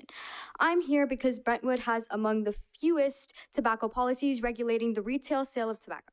65% of Brentwood residents surveyed believe the city council should take decisive action on tobacco regulation, reflecting strong community support to protect youth from tobacco access and use. 9 jurisdictions in Contra Costa County have already restricted the sale of some, if not all, vape products, demonstrating a regional commitment to restricting youth access to these products. Brentwood should follow suit to safeguard on our youth and align with neighboring efforts. More than half of the Brentwood residents surveyed support a minimum price of tobacco products.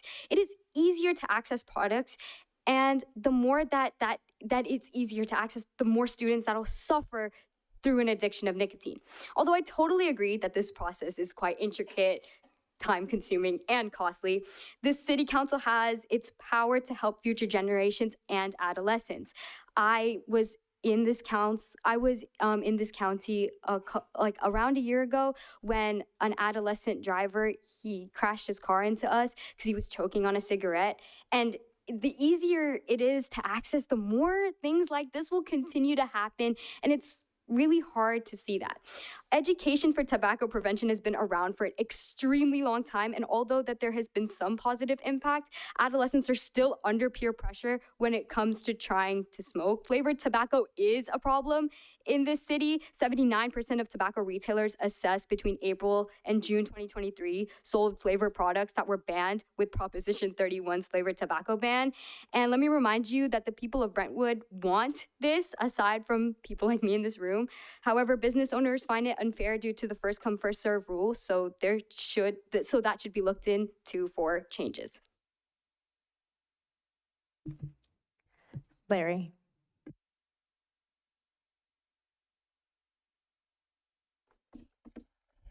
I'd like to say good evening to the Honorable Mayor and Honorable Council members.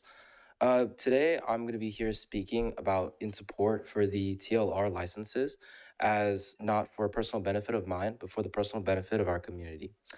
I'd like to share a story of one of my dear friends from middle school who would grow up and actually succumb to much of the peer pressure that I understand that many other high school students and middle school students succumb to when it comes to vapes, tobacco products, and any other type of drugs.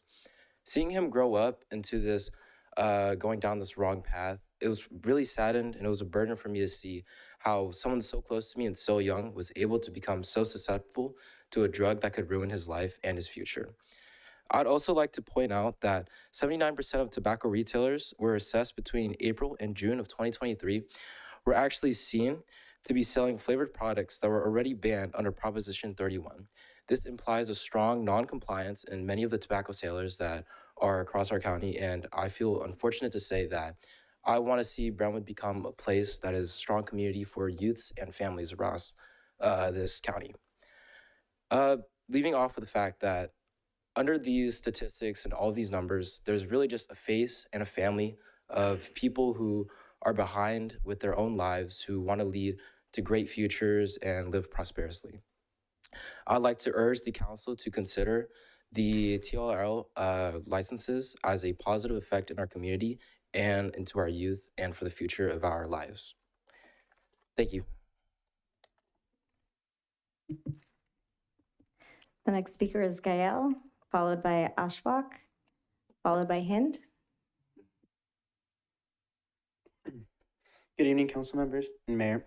My name is Gael Estrella, and I'm a junior at Heritage High School, and I'm here representing Courage, the Contra Costa Youth Health Coalition. But more importantly, I'm here as a young person speaking up for my friends, classmates, and my community. I want to start off by telling you a personal story about a friend back in middle school. I had a friend, someone I spent countless amount of time with, and someone I cared about. But when we got to high school, things changed. He experienced the loss of a parent, and instead of reaching out and seeking the help he needed, he turned to tobacco and vaping to cope. And because it's so easy to access these products, his use quickly turned into an addiction. He didn't just use, he sold tobacco too. He was proud of it. He'd post himself on social media blowing clouds of smoke on his story. And what used to seem shocking and became normal to me.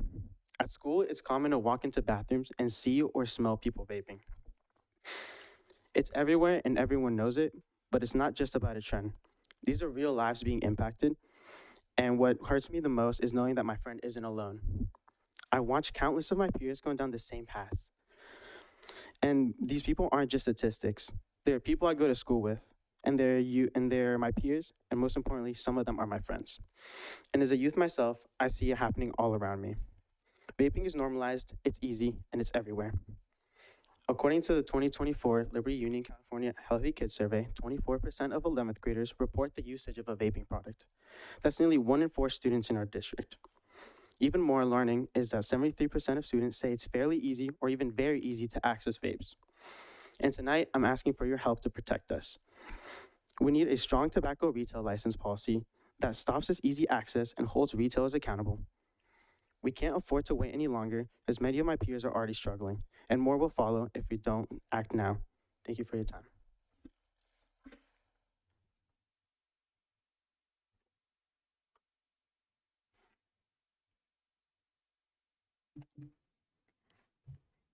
The next speaker I have is Ashfaq.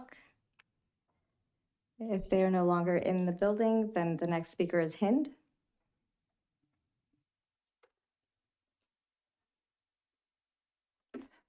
Good evening, Mayor and City Council members.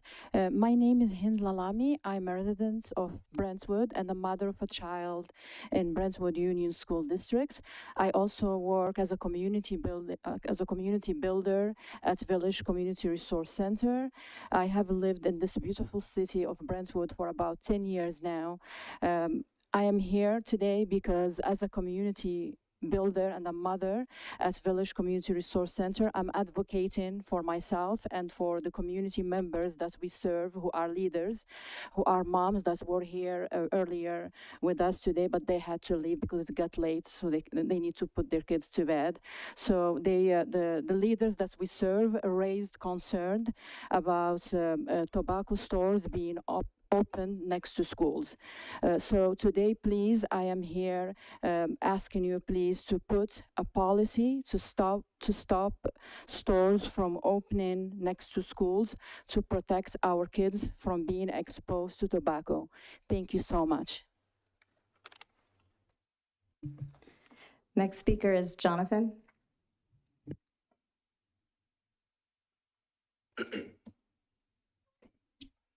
Good evening, everybody. I'm not a business owner. I'm not even a personal shopper of tobacco. I don't smoke. However, I think that some of the policies in this new bill doesn't effectively govern the wholesale of tobacco. You have some businesses that are not even open while youth activities are going around, examples of school or skating rinks. You have some nightlife businesses that deal with tobacco that kids are not even allowed to enter. I also feel that as much as we need to prohibit the sale of tobacco to minors, we still need to have accountability for each person's decision. We know you all need to be 21 to purchase tobacco. So even as a minor trying to buy it, they know that that's wrong. I also think that some of the tobacco sales to minors come from illegal ends and not necessarily from businesses. I know a few people personally who take the drive to Reno and buy menthol cigarettes and vapes and cartridges and come back to California in inner cities and sell them to any and everybody with no license at all. Other than that, that's all I got to say. Next speaker card I have is Fob, followed by Connie, followed by Solomon.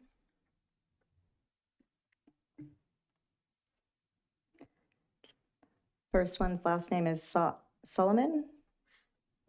Please. Go ahead, you're first. Good evening. I have been running a business for almost 14 years, and yes, I agree with the kids and the teenager. They're not supposed to have access to the tobacco products, but this is not gonna stop them because they're gonna find a way to get them. If the city council passes this regulation, they will put us out of the business. Matter of fact, I have some teenager fighting with me because I refuse to sell it to them. I've been working for my father last 7 days a week, 11 hours a day, to feed my family and to provide them. Been so stressed since I received this letter from the city. Please take a concern, and this regulation is gonna affect us big time. Thank you.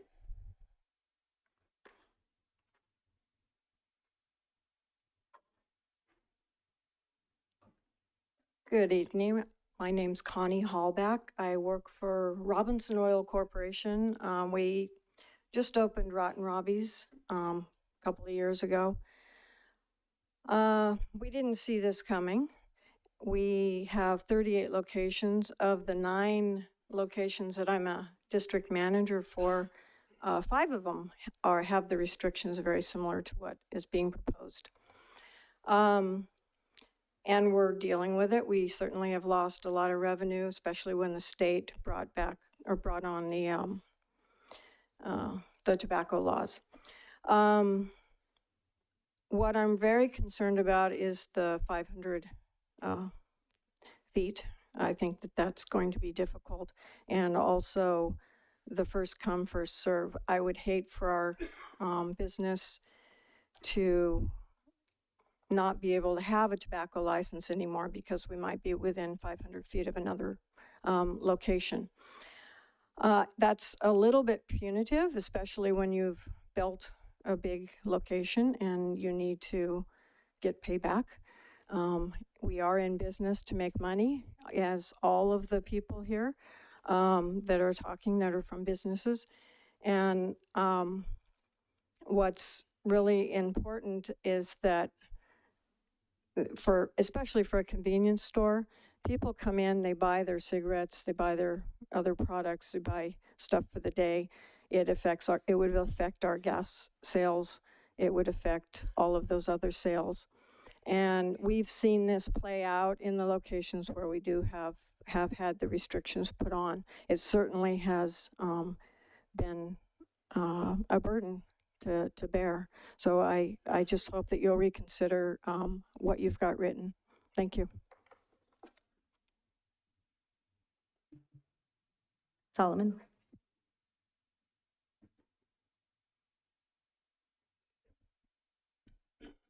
Hello, respected Mayor, Vice Mayor, and City Council members, and everyone else. Also, everyone behind me. Sorry, you have to see the back of me. But real fast, I understand what's going on here. Everyone on this side and this side and everyone here and behind us, we're trying to do what's best for the community and what's best for the youth, as well as I think we need to remember what's best for the businesses itself. So for myself, a little background, I have an IT and cybersecurity background, project management.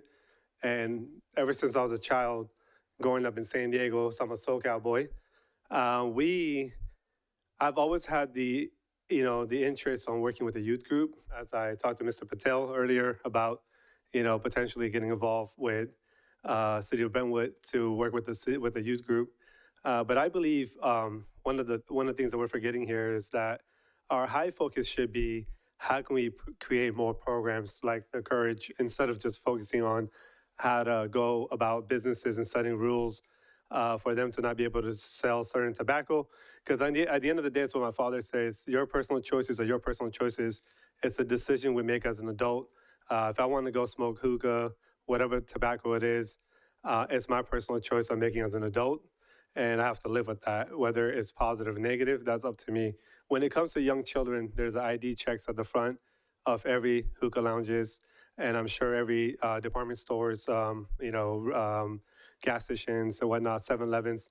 And SoCal, I know a few owners that own about 5, 10 7-Elevens. I know people that own gas stations, for example. Sorry, I don't have 15 seconds.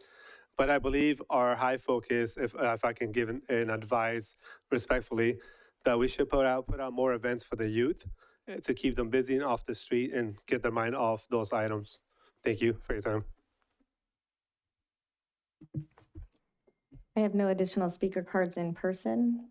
I do have 11 hands raised in Zoom. First speaker is Chad. Chad, go ahead. Good afternoon, Mayor, Vice Mayor, members of council. My name is Chad Lamer. I'm Vice President General Counsel of Winco Foods. I appreciate your time here tonight. Really tonight, Winco is before you requesting that the ordinance be amended. Really, we're asking for grocery stores that are existing tobacco retailers be exempt from the distance requirements and not be subject to the wind down permit. The key really on that is basically the way the ordinance is drafted. It allows for an existing retailer, after the ordinance is passed, to have a youth establishment move within 500 feet, and it could continue its operations, would not be subject to the wind down permit.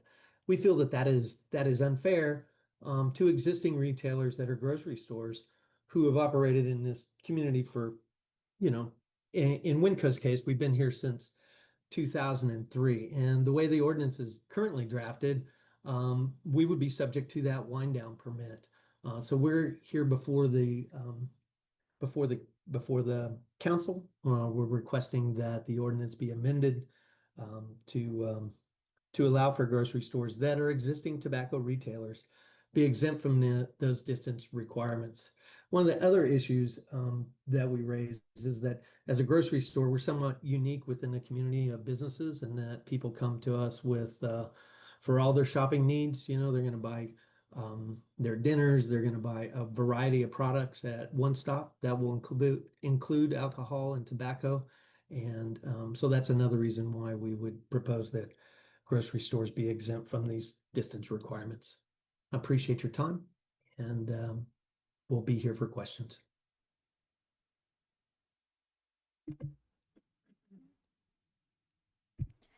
Next speaker is Mark. Mark, go ahead.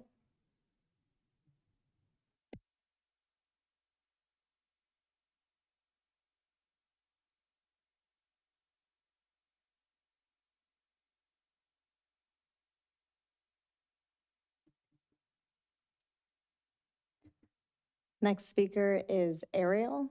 Ariel, go ahead.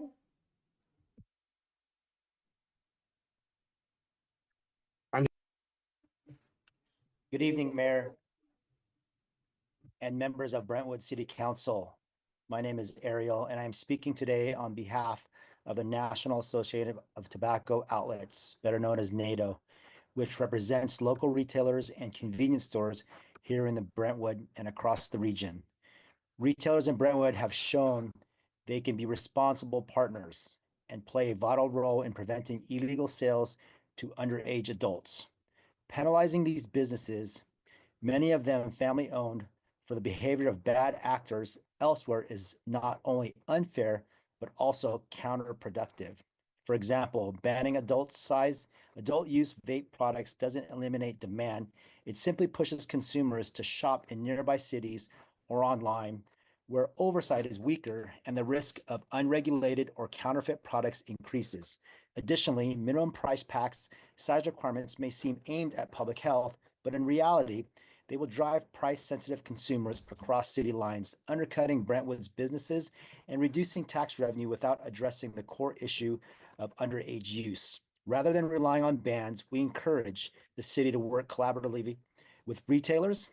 Education, compliance checks, and community outreach can all be effective strategies without harming the local business community.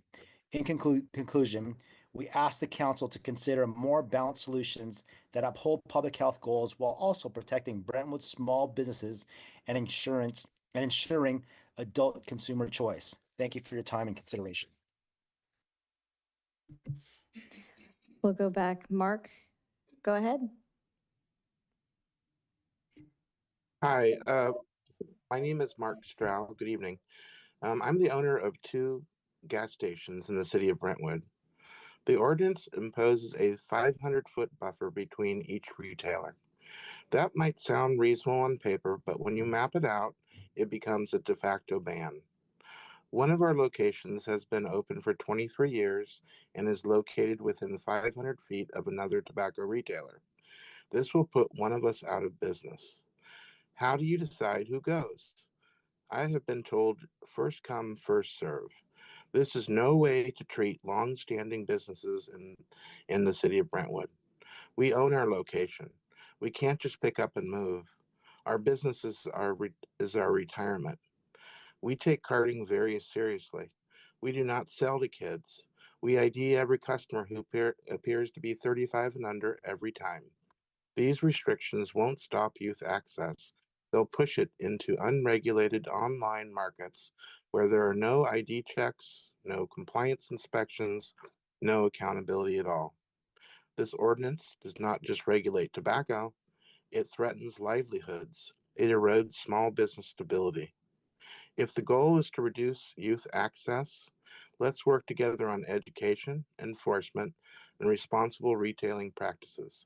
But please don't wipe us off the map in the process. Thank you for your time and consideration of real-world impacts that of this ordinance has on our local businesses. Thank you. Next speaker is Rohan. Rohan, go ahead. Good evening, council members. My name is Rohan Tiaki, and I'm a senior here at Heritage High School, speaking in support of the proposed tobacco retail licensing ordinance. This ordinance is a powerful step in protecting public health, especially for young people. I want to thank the council for moving forward with it. As someone who lives this issue every day, I also want to urge the city to ensure that this policy is comprehensively enforced and addresses key concerns like retailer density, location near youth-sensitive area, and price manipulation. We know that nearly 80% of Brentwood retailers were still selling flavored tobacco products last year, despite the state's flavored tobacco ban. Without local enforcement and oversight, state policy means little. This ordinance changes that. Right now, Brentwood has 42 licensed tobacco retailers, and 20 of them are within a 500 feet of a youth-oriented establishment. 33 are within 500 feet of each other. That's far too dense, especially when 73% of local 11th graders reported that it was easy to access vapes in their schools and community. I see that in my own school and community every day. I also urge you to prioritize the minimum pricing and pack size provisions in the ordinance. Nearly a quarter of retailers sell little cigars for under $1, and single cigar sales are everywhere, cheap, accessible, and clearly designed to attract youth. Minimum price and pack size standards are essential to reversing this trend. Brentwood is finally catching up to other Contra Costa cities with this ordinance, but we need to make sure it's not just a symbolic gesture and actually enforce it fully, prioritizing youth health and limiting the saturation of tobacco in our neighborhoods. Thank you for taking this step and for listening to youth voices and shaping what comes next. Next speaker is Zane. Zane, go ahead.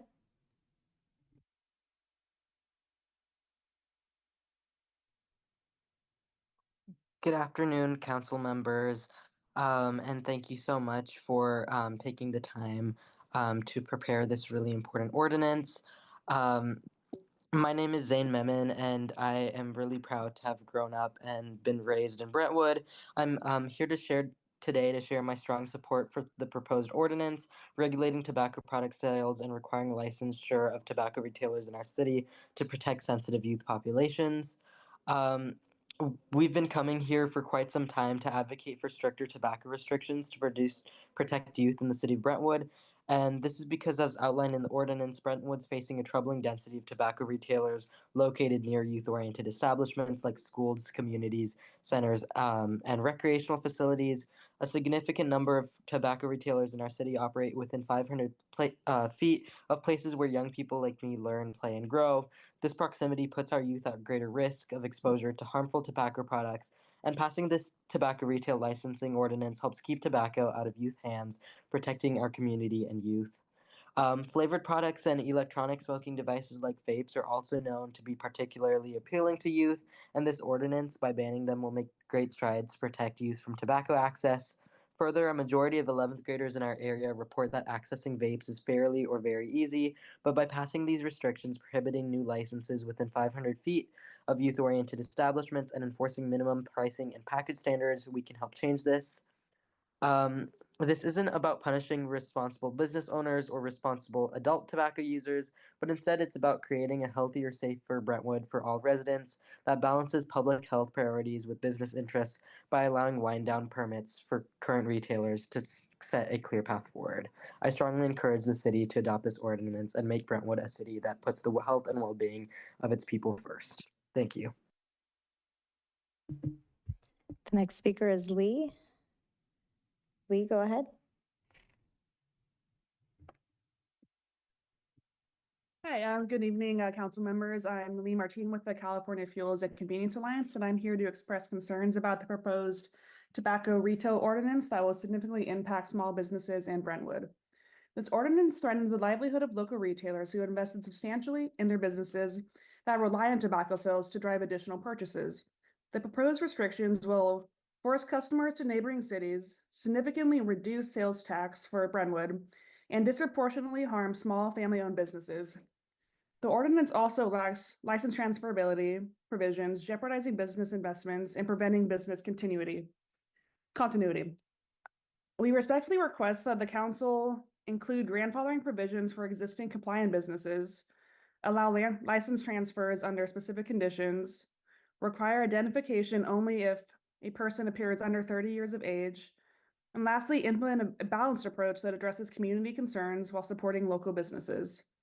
Our industry is committed to working alongside Brentwood to implement solutions that serve both community interests and support reasonable local retailers. We would appreciate the opportunity to offer specific language that meets the city's goals while ensuring compliant businesses can remain open. Thank you for your time.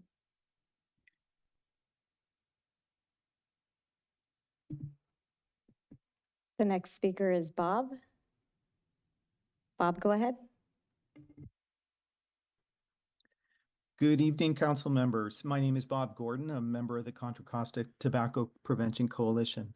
The people do support this effort. The youth, the eighth graders, the high schoolers know it best because they're begging you to do something about it, to take reasonable measures that have been taken in so many other communities. There's so much that the council can accomplish with this proposal for a strong and comprehensive tobacco retail license. Now, regarding hookah as a treasured cultural practice, that's certainly not what you see when you look up Voodoo Hookah Lounge on Yelp. And when you go to the CDC website, it's worth reading about hookah and disease risk. And I'm going to read just a little bit. Hookah tobacco and smoke contains several toxic agents known to cause lung, bladder, and oral cancers. Hookah tobacco smoking has been directly associated with lung cancer in some studies. Hookah smoking may increase the risk of heart disease. Hookah tobacco and smoke contain many toxic agents that can cause clogged arteries and heart disease. That is not a treasured cultural practice. Cancer is not a cultural practice. Thank you so much for listening, especially to the young people. Thank you for taking action. Thank you for saving lives. The next speaker is Brian. Brian, go ahead.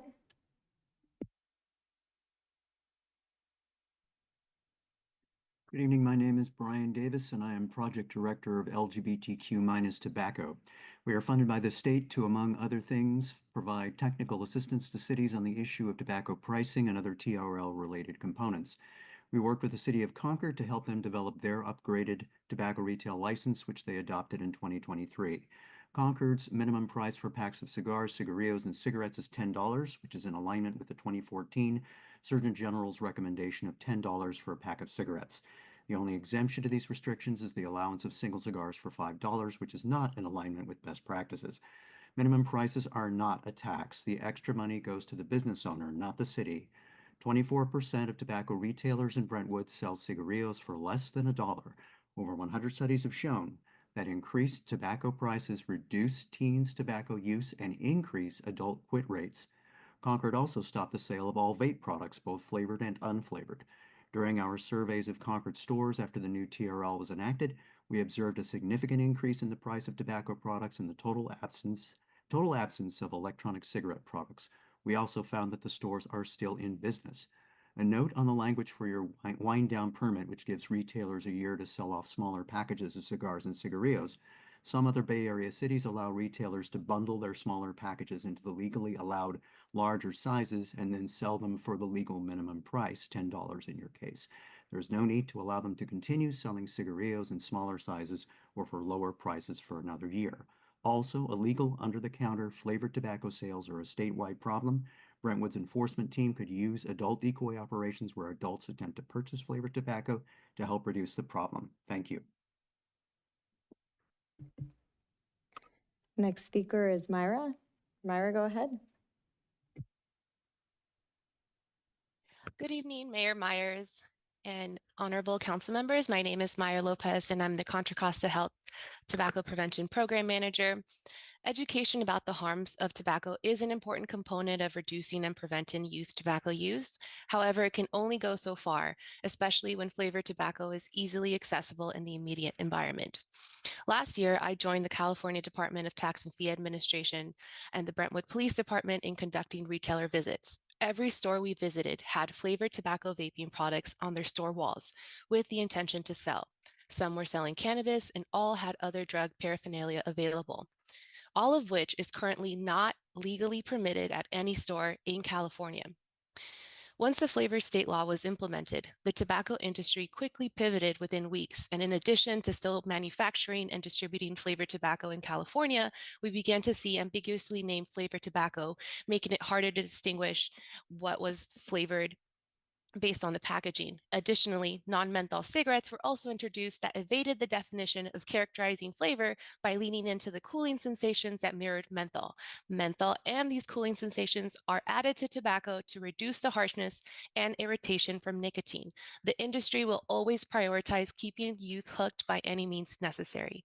Every tobacco retailer holds primary responsibility for ensuring that they are in compliance with all laws, federal, state, and local. Retailing tobacco is a privilege afforded to those that abide by the laws. It is not a right guaranteed just because they are already selling these products. The proposed tobacco ordinance prioritizes youth while also supporting current tobacco users seeking to quit, gives retailers ample time to learn and abide by the law while including annual compliance and decoy inspections, all of which have a significant and positive impact on the community. Thank you for your time. Next speaker is Ian. Ian, go ahead. Good evening, Council and Mayor. I'm a health science student over here at Cal State East Bay in the Department of Public Health and soon to be College of Health. And I was just at a conference up in Seattle for UAW Regional Social Justice. My roommate, he is a researcher down at UC Riverside, a grad student. He was telling me that 12 at midnight that he's researching vapes, but the heavy metals in vapes that affect us. But here's the catch. These are already banned in America. They're being imported illegally from China and being sold online. And these are the most harmful chemicals like cadmium, lithium, like name your heavy metal, And at 1 in the morning, midnight, he's telling me about these and this research he's doing. How easy it was though for him to get his hands on these to test them on cadaver lungs. So it's not our local retailers who are the problem. Like, it's funny that I'm speaking against some of my friends, which I hope they're doing well. I know I'm not supposed to speak towards them, but it's funny. Me, a public health student, actually kind of against this ban. I feel like it's a little way too harsh on our small business operators, which I am one. And this is kind of revealing my secret in the background, but if the city of Concord came after my business district, I will close up shop and lose all my money because it's way too strict. How about we don't have a 500-foot buffer between these retailers? And how about we don't do first come, first serve? If you already exist, as long as you're not too close to a school, you're fine. You're alive. Like, why shut down any people who are working hard? I may not agree with their business model. I may not agree with their products. Heck, I'm maybe researching against their products in some point in my career as a public health official, but it's not us, the city, to go after them. What I would love the chief of police to do is spend staff time on finding these people online who are. The speaker's timer has expired. The next speaker is Nisa. Nisa, go ahead. Good evening. My name is Nisa Banerjee, and I'm a junior in high school and also a member of the Courage Youth Coalition. I'm speaking today to urge the Brentwood City Council to introduce a tobacco retail license. I've been surrounded by tobacco products since 7th grade. A close family friend of mine had always smoked and vaped around me. We'd leave family events just so he could go for a smoke or meet up with his high school friends who would supply him.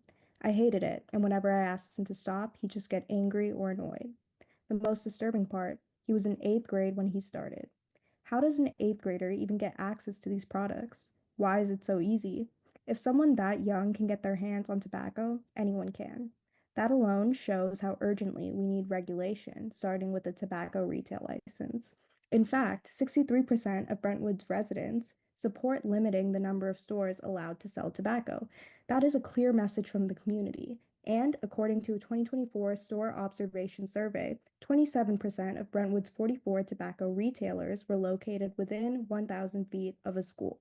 That basically builds a direct bridge between tobacco and students. If this continues, it won't even be surprising to see more and more middle schoolers smoking cigarettes with their friends. I strongly urge the City Council to implement a tobacco retail license by the end of this year. Thank you for your time. Next speaker is Ashwak. Go ahead.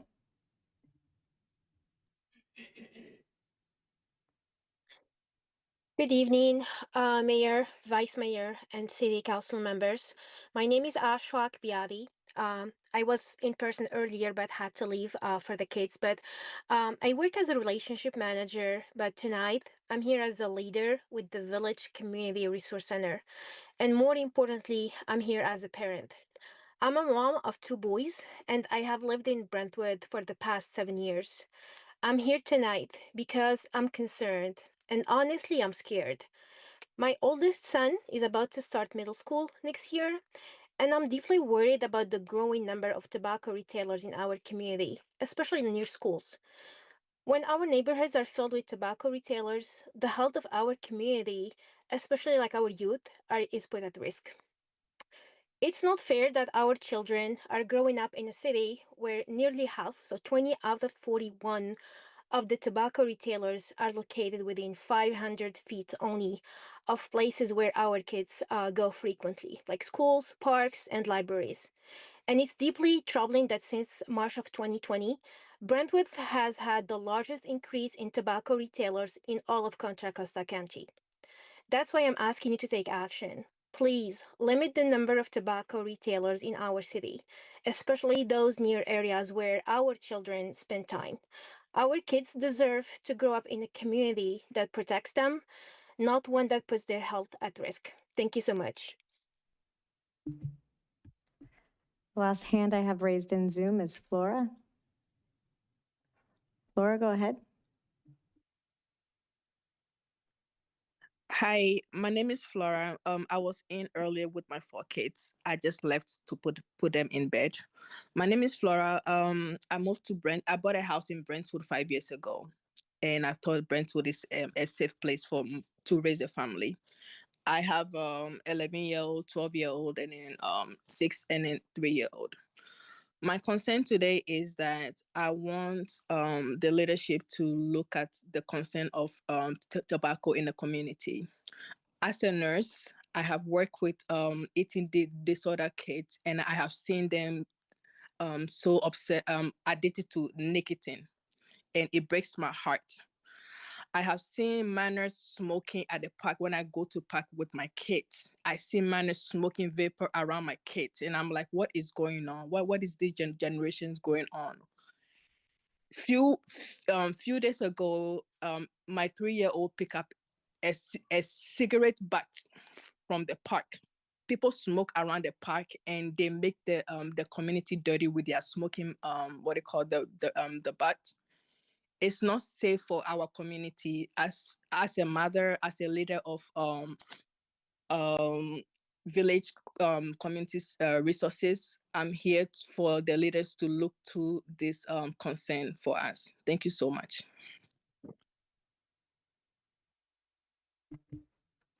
I have no additional speaker cards in person or hands raised in Zoom. Thank you, Amanda. This is now time for council discussion, starting with Vice Mayor Pearson. Thank you, Madam Mayor.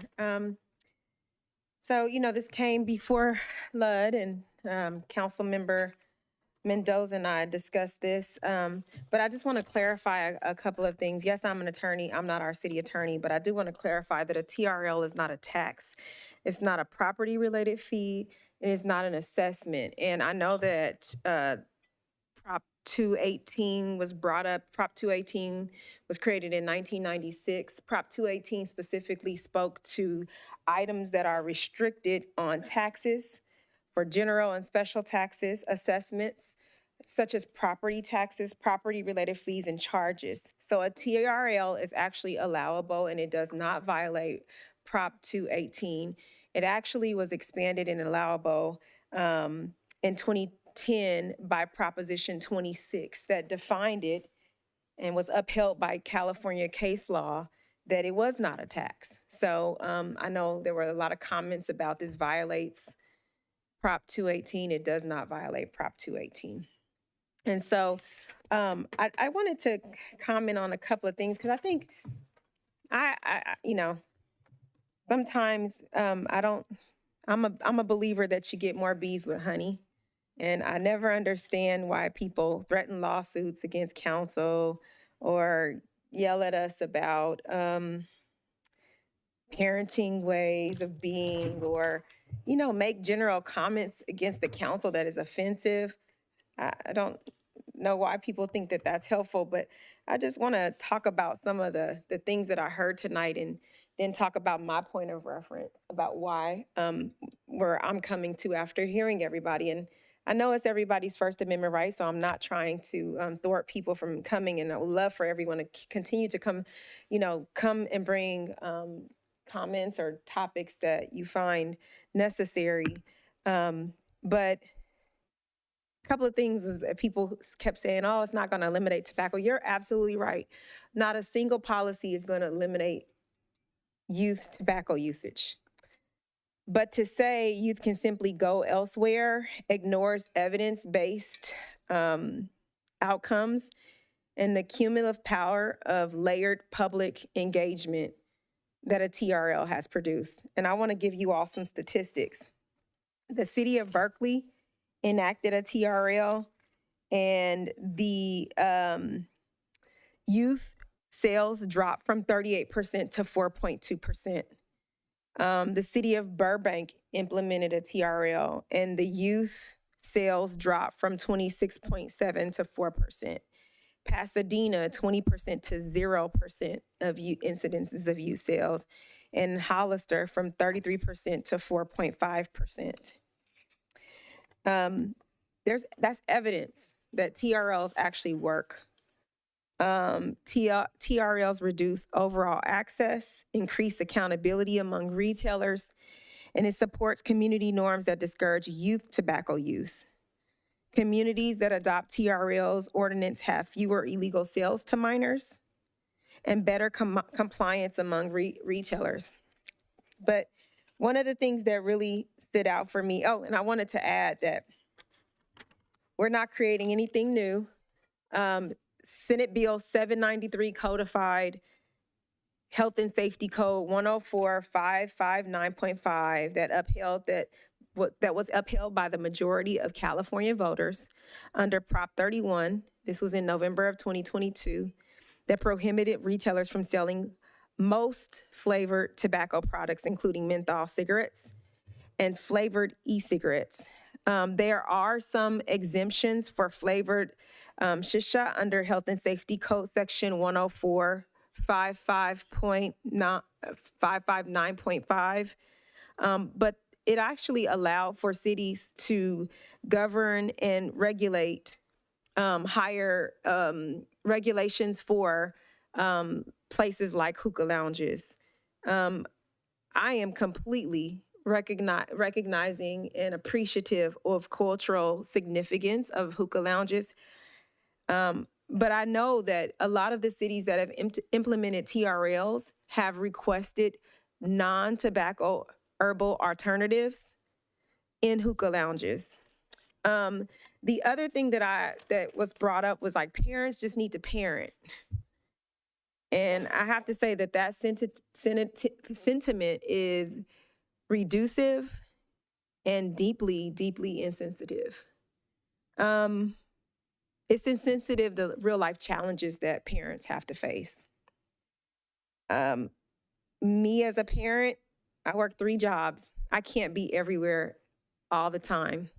And I work 3 jobs with 4 children. 1 is in college, 1 is in high school, and 2 are in junior high school. We're in a dual parent household, which I wasn't raised that way. I was raised in a single parent household. And a parent can't be everywhere all the time, even a married parent like myself. A married parent who stands on principles in our household and rules and regulations. Guess what crept into my household? Vaping tobacco for a high school student who slowly, this is a great kid who does his work, is parented all the time, but because I can't see through a backpack, because I don't always, and I check phones, I check relationships. We have every Sunday we're at church, every Saturday we do a family-oriented event, and we are always in each other's face, but as a parent, I can't be everywhere at all times. And that's why it takes a village.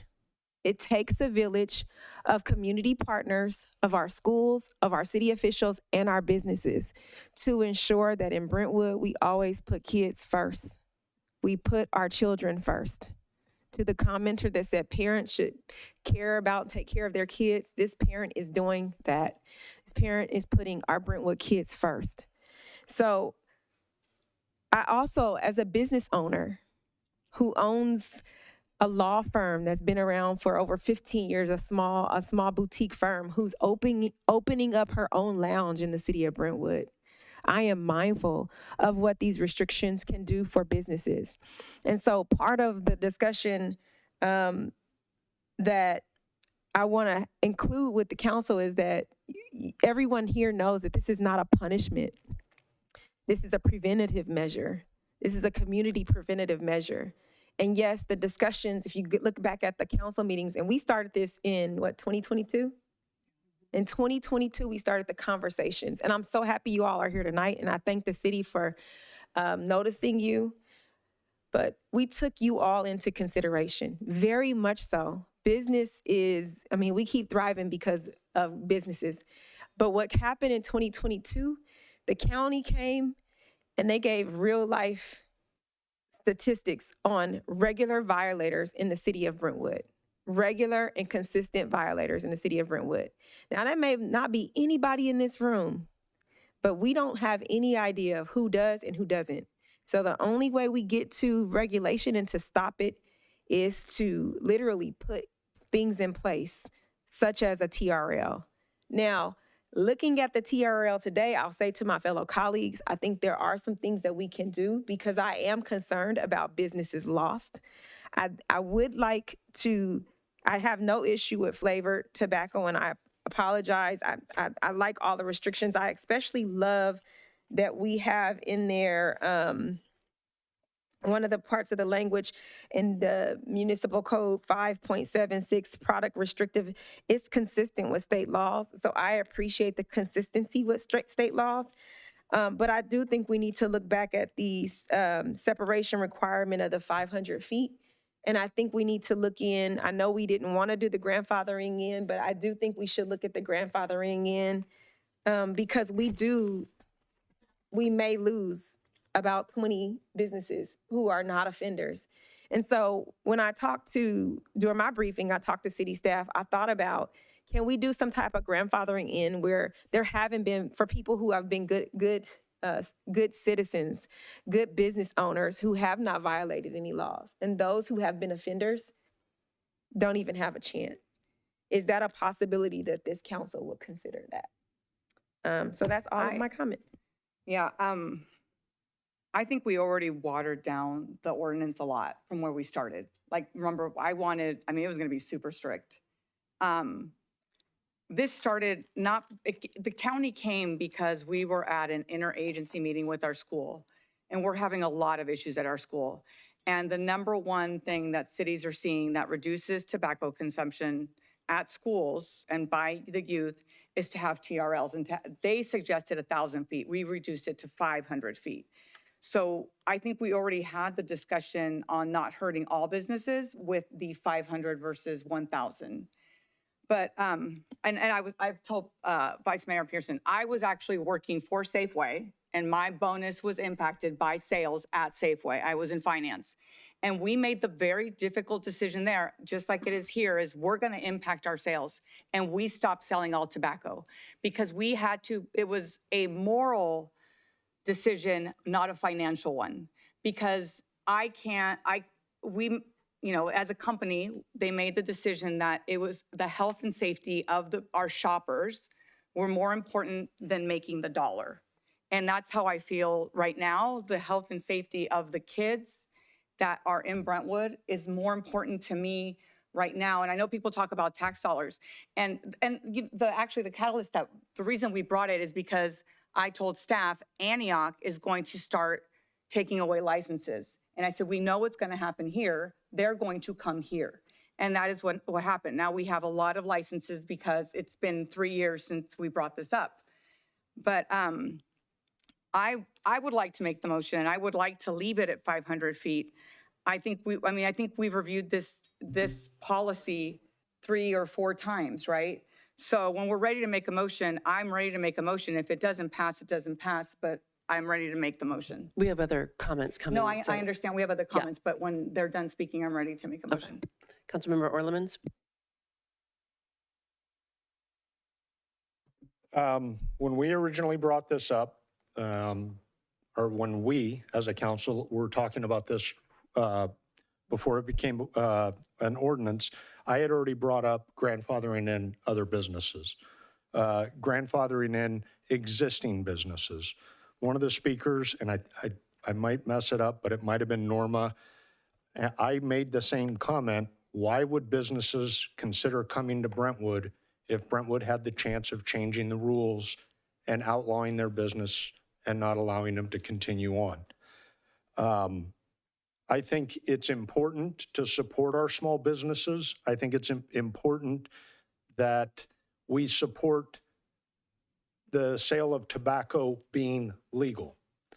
The conversation about whether we grandfather in businesses that have no violations or one violation, I'm more than open to at least discussing that, but the grandfathering in of existing businesses has always been a priority for me.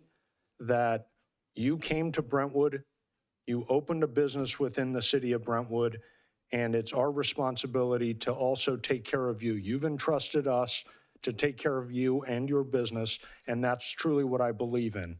So I would be very supportive of grandfathering in all businesses and allowing the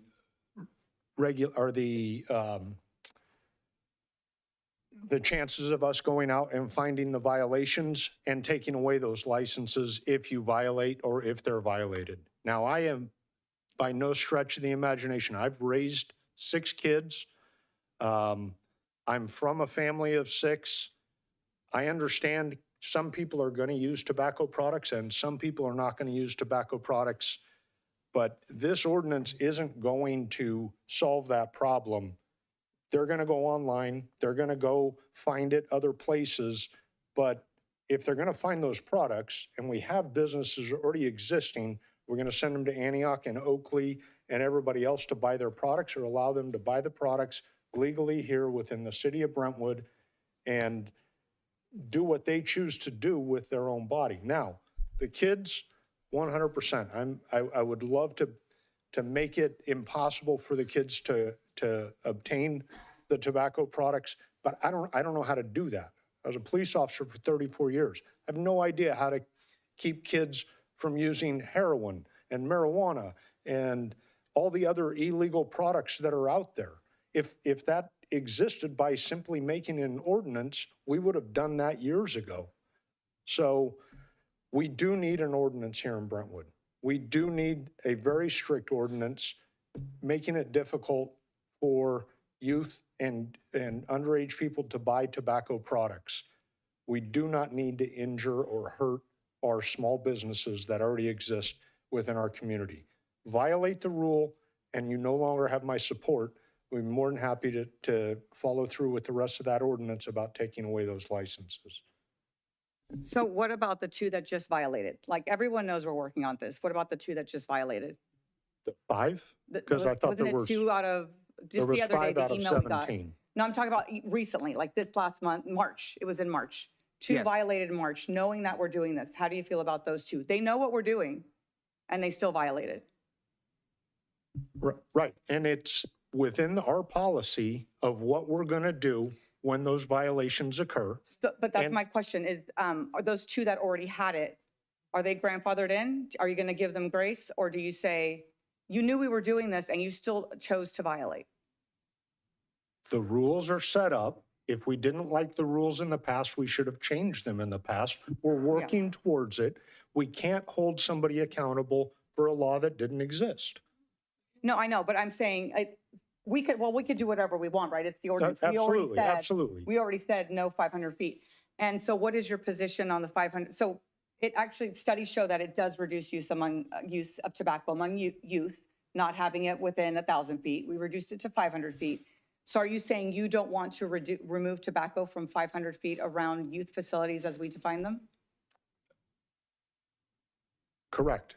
I want the businesses that already exist within the city of Brentwood to maintain their license, get the license, not a first come, first serve issue, continue to regulate and check them. So then that's the biggest lever, right? It's proximity to schools. So and it's- do I get hold to on. finish So a it's sentence? No, proximity I'm not going to schools. hold on. You So I'm just asked, saying- so I'm you're saying you're interrupting me. saying- Hold on, when I'm hold on. trying to talk. So it doesn't matter. You don't want to support it. You're okay with the kids having access. Okay, hold on. No, I'm not okay with the kids having Excuse me, guys. anything. I'm going to gavel. You know, you I'm can gonna. flip your hand up around and you can Excuse toss me, your hand up excuse and me, you're gonna have to dismiss stop. me like Both I of don't you, exist all please you stop. want.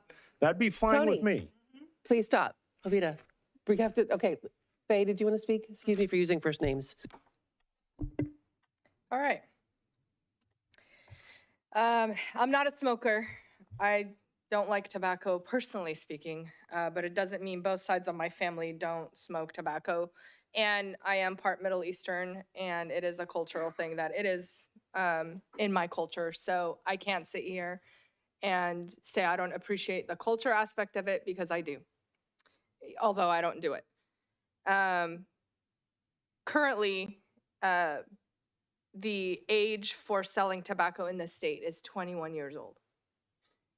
A teenager, a youth, is not allowed to go and just buy tobacco products from a tobacco store, any type of store that sells tobacco products. Therefore, there are those processes in place that punish those businesses that allow that. I'll tell you, my family was personally affected by vapes and tobacco and whatnot by our kids. And when we start to dig into where they were getting those things, it wasn't from walking into a gas station or a smoke shop to purchase that. It was on Snapchat maps, DMs, and let me meet you at the park, and let me get this, and it's purchased online. And when you look at it from a law enforcement perspective, since that is my day job, unfortunately, the penal code for contributing to the delinquency of a minor, 272, is a misdemeanor punishable by up to 1 year in jail or up to $2,500 fee. So there is no legal punishment to someone that is contributing to the delinquency of a minor. Therefore, I do believe advocacy with the state and the assembly is necessary when it comes to that perspective. I do not believe punishing law-abiding citizens for that is the way that we go. But I do believe that we do need a TRL. I do believe that. We do need to set a standard. I do believe that grandfathering the businesses is important that are already in place. I do believe I would like to discuss the 500 feet. Any type of new businesses, I would like new restrictive policies for them. But I'm not comfortable with eliminating all the businesses that we have right now. And that's where my stance is. Good. Okay. First of all, thank you all for sticking around to hear the conversation. This has been a long night, but this was brought forward for a very good reason. And it was brought forward initially to Councilmember Mendoza and Vice Mayor Pearson based on conversations with the county, with the school districts. There was a very specific problem that the attempt was to solve. And part of it was Brentwood was the worst, I mean, as far as like having problems with students, having the highest number of tobacco retailers, multiple problems, layers of problems. And I say problems, that might not be an appropriate word for some, but the fact was what we were doing up until 2022, when we first started addressing this, was making the problem worse. Vice Mayor Pearson just cited some studies, Councilmember Mendoza mentioned, there have been a lot of studies on doing a TRL. I am totally in support of a TRL. And I think the hard thing here is hearing from all of you with the small businesses, because we are a city that is built on small businesses. We respect our small businesses, but I am not okay with grandfathering in every single business and capping at 42, because that's part of our problem. If we're going to have a discussion about making this as equitable as we can possibly make it, I might be willing to look at that, but I do think we absolutely need a TRL, and I'm sorry to say this is going to be impactful because it's been impacting our students. We've been hearing from our students all night. We've been hearing from experts in tobacco prevention. I don't know if we can make this less painful. I'm not sure if we can. I mean, this has been something we've been talking about for 3 years now, and it has come before council, and it has been noticed in the past. And so tonight is the most reaction we've ever had to this issue. So again, I'm glad people are coming forward and speaking to us, but this is part of our process, and having opposing views on this is part of what we do. We end up speaking on behalf of the things that are really important to us, the things that we've heard the most about. We oftentimes will hear from people that we didn't hear from in a council meeting, or via email. We'll see somebody at a grocery store and they'll talk to us. So we're not only responding to the comments that we're hearing tonight, we're hearing 3 years of comments that have built into this meeting tonight. So I think I know the Vice Mayor wanted to say something else. I would like to say, I do think we have to have a TRL. I do think that it would be irresponsible for us, knowing what we know about what has been happening in Brentwood, to our students and what our stats look like when it comes to students getting addicted and getting vaping and all the rest of it. I think it would be irresponsible for us to just move forward without really making any changes. So we are going to end up making changes. Depending on what they are, we'll see how the rest of the conversation goes. Thank you, Vice Mayor. A couple of things I wanted to say was I wanted to thank, and especially while one of them is here, Brentwood Unified School District, Liberty Union High School District. We do have Tamara Weber here, who is, thank you for everything you do for the school board. I get to sit in meetings. I've sat in meetings with Tamara, now with Councilmember Maloney and previously Councilmember Mendoza. And the numbers are alarming about the amount of exposure our children have. I agree, a lot of it does come from offline, but there is local usage, local purchases, because it was documented. It's been, recently, within the year, we have violations. And even the county representative who actually went out with our police, there were local violations. So it is actually happening in our city. But I'm thankful for them because they've tried to, when we initially had this discussion about how we can reduce tobacco usage by our minors, it was at the same time that the county came, no coincidence. We just brought it up kind of in the same time frame. And the school said they cannot do it by themselves. Again, it took unity, it took community, it took us doing it together. I do appreciate it at Liberty High School. I know they have implemented something in the bathrooms towards trying to help detect vaping, but it doesn't resolve the problem, just like a TRL just doesn't resolve it. And so I think by us not having restrictive measures and saying, oh, it's not gonna work, then that doesn't resolve it. I think it's gonna be the collective. And so here I am sitting here, and I've been sitting listening to everybody, and you all know my name means to reconcile difference. And so I'm gonna ask all of us to step into our happy sandboxes and pick your utensil. Let's get into a place where we're grounded. And there are two totally extreme views, but one thing I can say, I do a lot of mediations, is we have agreement up here. And the agreement that I heard everyone say is that we definitely need a TRL. So we can scratch that off the list. We all have agreed in some form or fashion, we need a TRL. I think the issue is the stress point, the pressure point is, what does that look like? I've heard us all fight for businesses up here. I've heard us all fight for kids. And I think our happy, sweet space is not when we get your extreme or your extreme, right? I think it's when we can get married in the middle. So I'm gonna come and I'm gonna birth a middle baby for you guys. And I'm hoping that you all agree, and then I'm hoping that you all are satisfied, because in mediation, no one party, the best mediation is when everybody's a little uncomfortable. And so if I had to birth a little baby in the middle, I'd say, is there the possibility that this council will consider the TRLs that, one, have the grandfathering in of not just any business we have, and not grandfathering them in, but where we have some basis of evidence and data.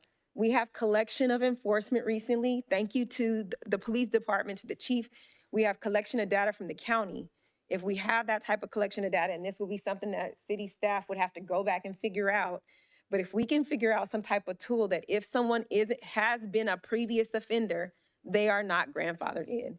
If they have not been, then what is the harm in giving a business who follows the rules, who's only selling to licensed adults, right? Adult usage only, because the goal is not to say, I might not use tobacco, I might not like it, but it's not for me to police adults, right? If the goal is truly the children, and we have businesses who have evidence-based, not violated, then why couldn't we allow them to be grandfathered in? So that's one, let me finish. Okay. That's one of my little middle babies of agreement. We already said yes, TRL, kind of sound like that would be one of my middle babies. The other thing that I would ask while we sit in our happy sandboxes and play in the sand happily together is if we can possibly consider a shorter, not the 500. I know this is tough for you. I know this is tough at this end we had none, we had 1,000 to 500 of distance of 250. As a business owner, I have to tell you, who plans and intends to, who has got a CUP to sell liquor, one of the hardest things for me is knowing that I intend, as all of the titles that I've been blessed with, to sit in and follow my moral compass, my ethical codes of standard in the state of California, to know that because there is a possible daycare, maybe I have to walk my feet out there and see that I won't be able to operate as a business and lose all of the lease money that I've put down, lose all the money that I've invested to build the business. I mean, it could be hundreds of thousands of dollars to lose and know that I've been a good citizen and not have been an offender. It is a tough pill to swallow. So if we can possibly reduce the distance from 500 to 250, maybe, it gives a larger range. Now, I think the proximity to other businesses, I don't quite understand that one, because it just feels like it's just an elimination basis. So that's my little happy sandbox baby that I'm birthing in the middle. Okay, so thank you, because the kids to me is the most important thing. And we need to figure that out. We know there's problems. I mean, you and I have kids in high school. They tell us what happens every single day, and it's happening every single day in school. I mean, they're nodding because, yes, I know, and thank you for spending money on those installations, but my kid comes home and says, I can't even go into the bathroom because of the vaping going on. It's still happening, even with the stuff that we're trying to do. So we've tried the technology at the schools, and we're still having issues. I would be willing to do the 250. I think that we should talk about, you're saying like who has not followed the rules. Would you say the last year they've received violations? Like you don't get a TRL if you're not within the 250 or like, what does that look like to you? I'll defer to the council. Yeah. And can I ask a question related to what you're talking about, of the chief, actually? Chief, can you say that you have evaluated or done a unexpected visit, if you will, on every of the 42 tobacco retail sellers in the past year? We've only done 17. Right. So that's a little tough too, because it might just be that you haven't been there. So how do we? What about code enforcement? Or code enrichment? Did you? Code enforcement, we have not done any enforcement because we have no municipal code to enforce yet. Yeah. Does the county, and I know there's people here from the county, do you have a list of businesses that have had violations in like the last 6 months by any chance? No? Yeah, they don't have that. ABC records, maybe? Or does ABC conduct those with the county? I don't know. Yeah, she's saying, and that's one of the problems is no one's out here checking anything out here in Brentwood, which is another reason why we have a lot of issues. But I think that I guess my concern, and I don't even live on this side of town, but when I look at this map and I see everything up and down Brentwood Boulevard, where it's our lowest income people, it just doesn't feel right. But if we want to see how it goes, I mean, I think if you want to see 250, we can do 250. And then, so what does the ordinance right now say, Katie, if they're caught violating the TRL or the rules? So as written, the ordinance includes provisions for suspension and/or revocation depending on the nature of the violation. And can you define nature, like which nature of the violation would be suspension and what nature of the violation would be revoking their license? Yeah, let me get there. So it is, if you want to look at it, it's page 20 of 24, section 5.76.170. What page, I'm sorry? Page 20 of 24 on the ordinance. I have the big deck. Do you know which one that is? I don't. Oh. No, sorry. If you want to type in 5.76.170, that should get you there. I can't find it. So, okay, can you? Okay, so it's, or actually maybe it would be more efficient to put it up on the screen. Let me do that for us. Amanda, in 1 minute, can you share my screen?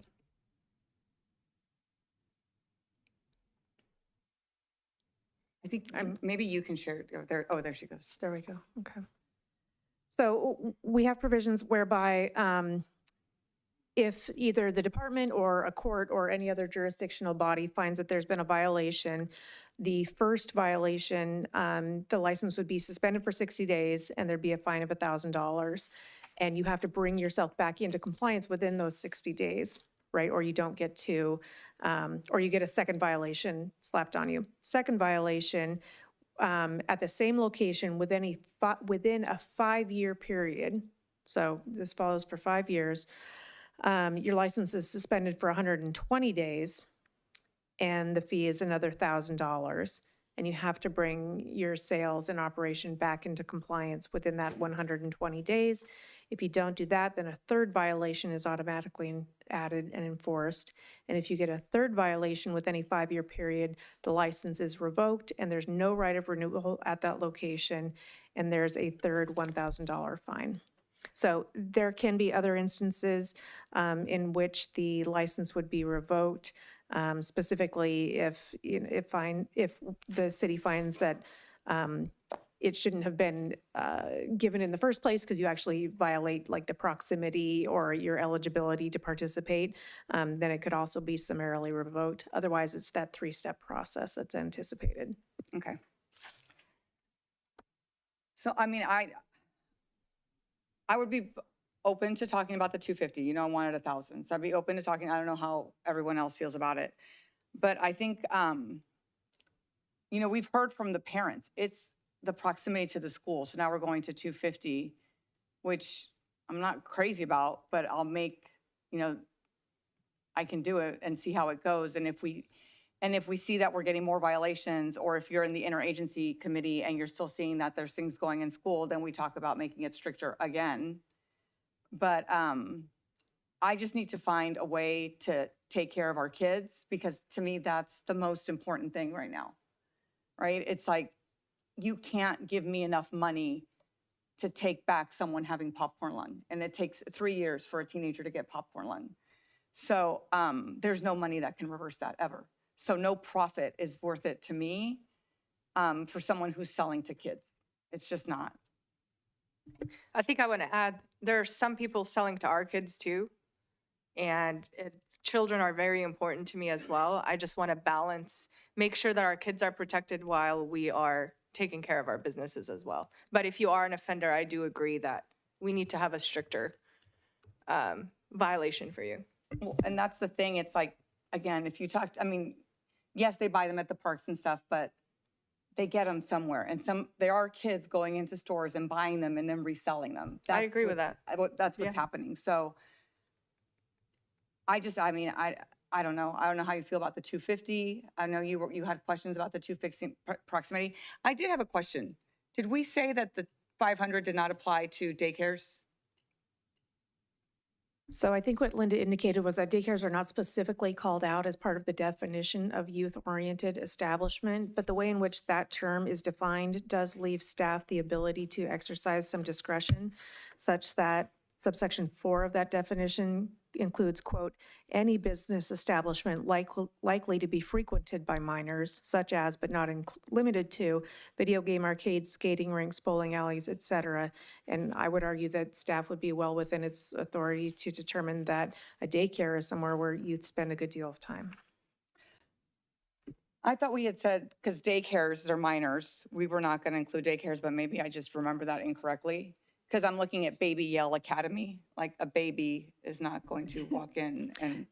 And the council is at your liberty to make those specific exclusions. What would that change, for example, if we're eliminating the daycares and the Baby Yale Academy and those kind of things? That's not okay. What do you mean? I thought we were just saying it was. No, they have Baby Yell Academy highlighted. I mean, we just need to figure something out, because if we're not going to have any distance and we're just going to do a free-for-all, then we're back to where we were basically in square one, right? I mean, that's how it feels to me. Councilmember Orlemans, I believe you had something. Sure. If I gave the impression to anybody that I don't care about our youth, that's wholeheartedly not true. I love all the kids, and I think that our government has to help in raising our kids. A community raises our children, and if I gave the impression that I didn't care and all I care about is business, then I was mistaken or I misspoke, and I apologize. But that was not my intent. So I just want to say thank you for that, because that's what really got to me. That's what I felt like you were saying. And that's what just really set me off. I'm like, so thank you for saying that. Okay. And the part of the 250 feet, I was arguing, or in the last time we discussed this, I was trying to bring the number down anyway. I wouldn't have a problem with the 250 feet. I think that if we put a restriction on a business that has been cited within the last whatever we decide on, I'm more than happy to accept that. I'm just, again, from the perspective of we enforce laws after they've been passed, I would say maybe we should give them the consideration, but it's far better than everybody has to be out of the, we're not going to grandfather any of the businesses. So my concern here, and I feel like we're getting productive, and that's good, and I could agree with the 250. My concern is, other than the 250, what are we doing to change things? I think everything, I want to go back to, thank you all for like the conversation. I just want to add to it. I appreciate what you said, but the SB 793 is in law. It is a state law, and it has been being violated like this within this year. So we're not retroactively going back and enforcing a law that we haven't created. I think that's how I'm hearing you saying is you want to make sure we're not retroactively enforcing this law that wasn't created, but we're enforcing the violation of the law that was already in place, which is 793, for the people who have violated 793. Correct. And I get if they violated the law and they were cited and they have to deal with that part, but now we're going to impose our city ordinance for that violation that took place in the past. Yeah, we're saying if you are a past violator, if you violated laws, California state laws, we do that now. If you've violated a state law, you get a drug enhancement, you get a gang enhancement. If you come before the court on past stuff that you've done before in the past. When I've sat on the bench, if you've had some past acts, now you have more than one count. We do it all the time in law. So doing it now wouldn't be the first time that we've ever done it. We do it in the court of law all the time. We're just doing it here from the dais that if you violated a state law, there's no reason why I should just say, you've been violating and go ahead. We're just going to grandfather you and keep staying here and hope that you learn from the past. No, you shouldn't have done it, period. You knew what the law was and you took responsibility in selling products and you sold it to youth. And granted, we only have 17, but here's the answer to your question. If we do grandfather in if we grandfather in businesses who've been good offenders, or well, who have not offended, they're not offenders at all, that's wonderful. But for the people who've been nice to avoid, the other, we said 40, so 23 people who didn't get hit up by the police department. Well, hopefully they know tonight was their lucky night. Because we have restrictions in place from now on. If they get, Katie just went through them, if they do get caught afterwards, here's offense number one, here's offense. So we're not just saying we're gonna make a TRL, it has teeth in it. It has, if you violate, you have consequences. You have 2 bites at the apple and the third one, 3 strikes, you're out. So I think the grandfathering just helps a lot of the businesses here. So I know all of you guys have not, you're the 23 people who were not in that sting. You're all here because I would think those people, those 17 people would be stupid to sit here and act like the chief can look at them and be like, haha, I know it was you. But you all are the people who didn't violate. And I think it gives a space for us. And then we're actually setting a good example for youth here today. That government is all, we're here for you, you're the future. But also we're being mindful of that businesses operate to produce taxes that continue to pay for your school, that continue to pay some of the things that we have in the city. And so how do we have a good marriage between the two? And I think that this would be a nice marriage between the two of them, to be honest with you. Okay, so devil's advocate. And just to be really clear here, are we talking about then grandfathering the people that have not been offended or that have not offended and basically removing the license or giving that 1 year for the ones that have offended? No, I think I understand what I'm saying is that we have a TRL, that they get this, that basically we're not eliminating those businesses. They get grandfathered into it. So, but they still are under the agreement that they cannot sell to youth. They're still under all those things. All those consequences still affect these businesses. So what you're saying then is the people that have already offended, there is nothing happening at this point. They will not be allowed to get any licensing. They will not be grandfathered into this option. So they're going to be removed as retailers? Yes. Okay, so the devil's advocate part that I'm bringing up, and again, I'm in support of doing this. I just want to mention, people here have talked about if someone has made that kind of mistake, has sold to a youth, they're immediately terminated, right? So what happens if someone in a business where the business owner is very legitimate, very ethical, and is really tight about this, and then someone comes in and sells to that youth? and they've fired that youth, I mean, the salesperson, then the business owner suffers. If someone comes in, if someone works for me in my law firm and they make a mistake in my law firm, I'm responsible for it as a law firm owner, period. Okay. If you sell alcohol to a minor, after a certain amount of times, they clear your shelf. It doesn't matter who it was. They clear your Okay. shelf of all the alcohol. Fair enough. Like I said, devil's advocate, just trying to So- start a conversation.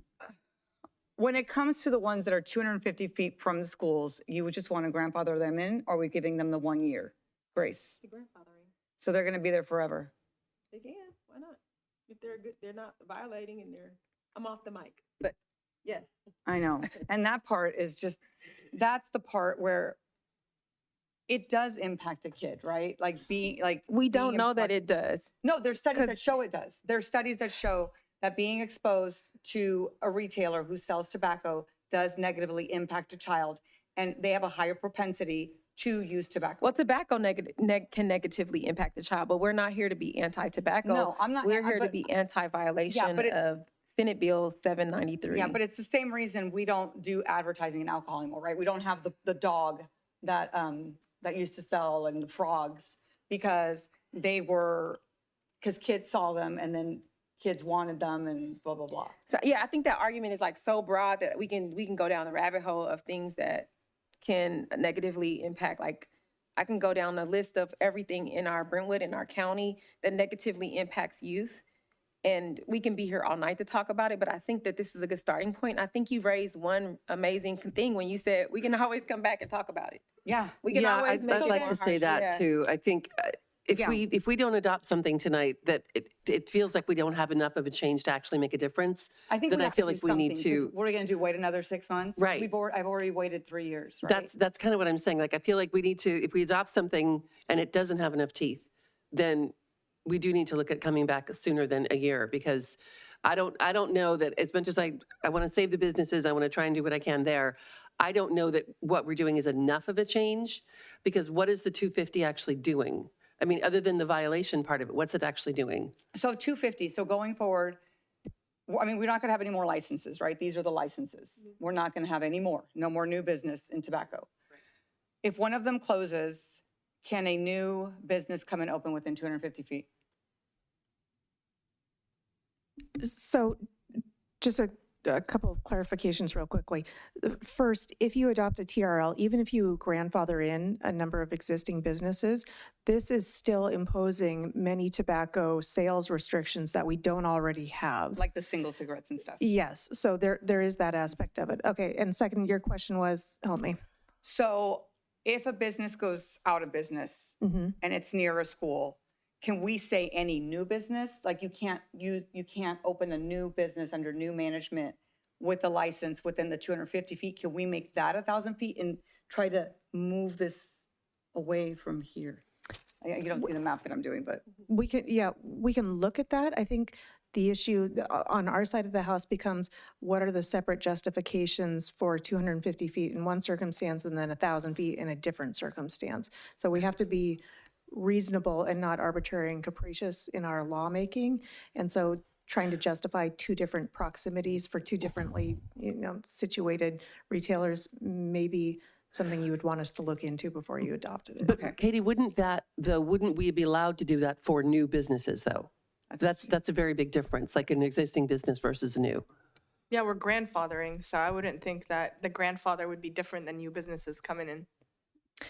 So I just want to make sure that we have a chance to sit down and consider that, because we do need to avoid arbitrary and capricious rules, right? And I'm not saying this is either of them, be clear on that score. But if we are going to say that the existing retailers are acceptable, no matter what their proximity is, and then the new ones have to meet 1,000 feet, Couldn't that yes, also we could be- probably do that, but I would like to have a solid answer for you better than just probably. I would Couldn't like that it also to be almost a consistent. moratorium then on new businesses within? So we've already had a smoke shop moratorium, right? So we've gone down that road and we've played that card, so we can't play that same card again as a moratorium.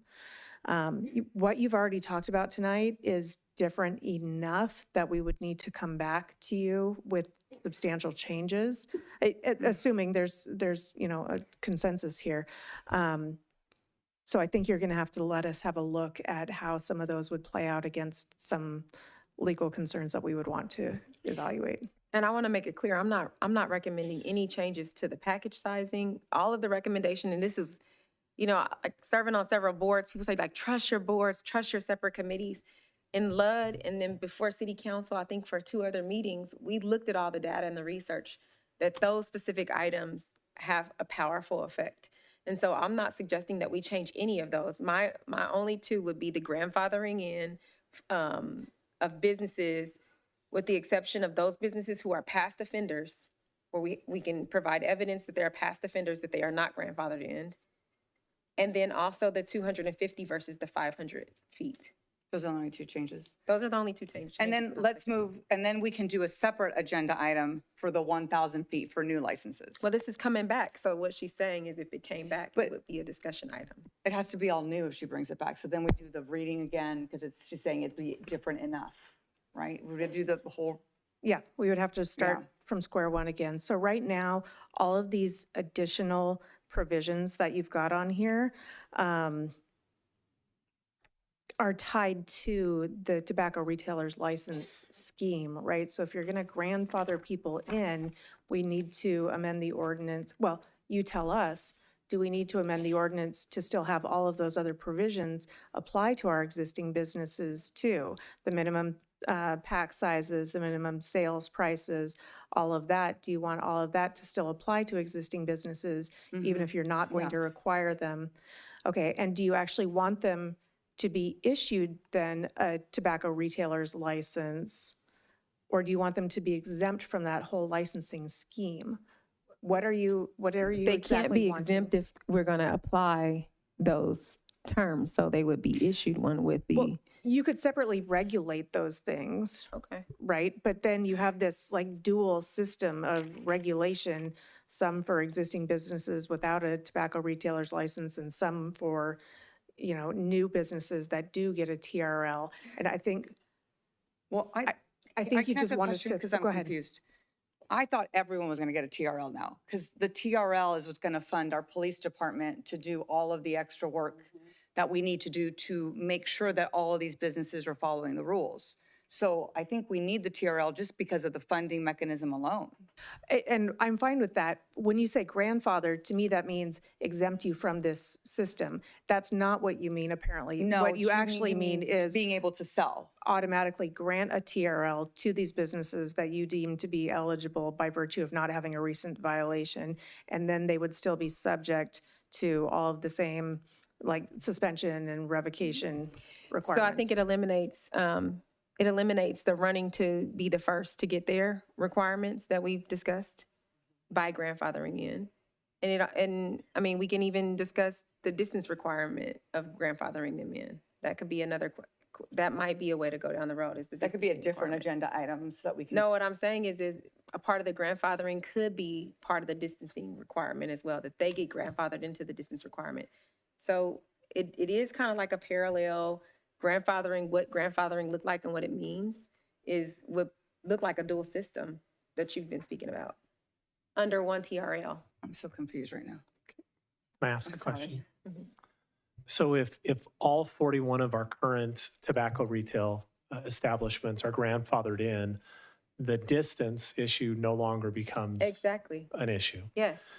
Then the question is does the council want to maintain that that level of tobacco retail licenses and at a certain number and then have a distance requirement? Or when someone closes, we're not going to allow a new license to be transferred? The council had agreed not to extend it beyond once they close, the number keeps reducing. And we said you can't sell your license, you can't, once you're done, the license holder, then you're done.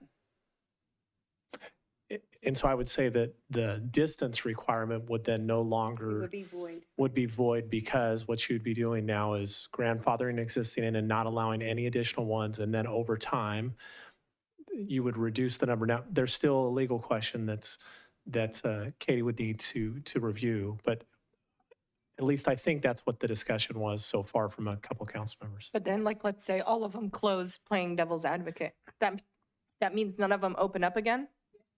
And when you say close, I think what I heard at least Or one sell council their member say business or is whatever. no transfer of ownership. So the permit would not be transferable, or the license, I should And we state. wouldn't allow a new one. Maybe I'm confused, but I thought we had limited on this TRL, on this license, that we wouldn't go above 41 businesses.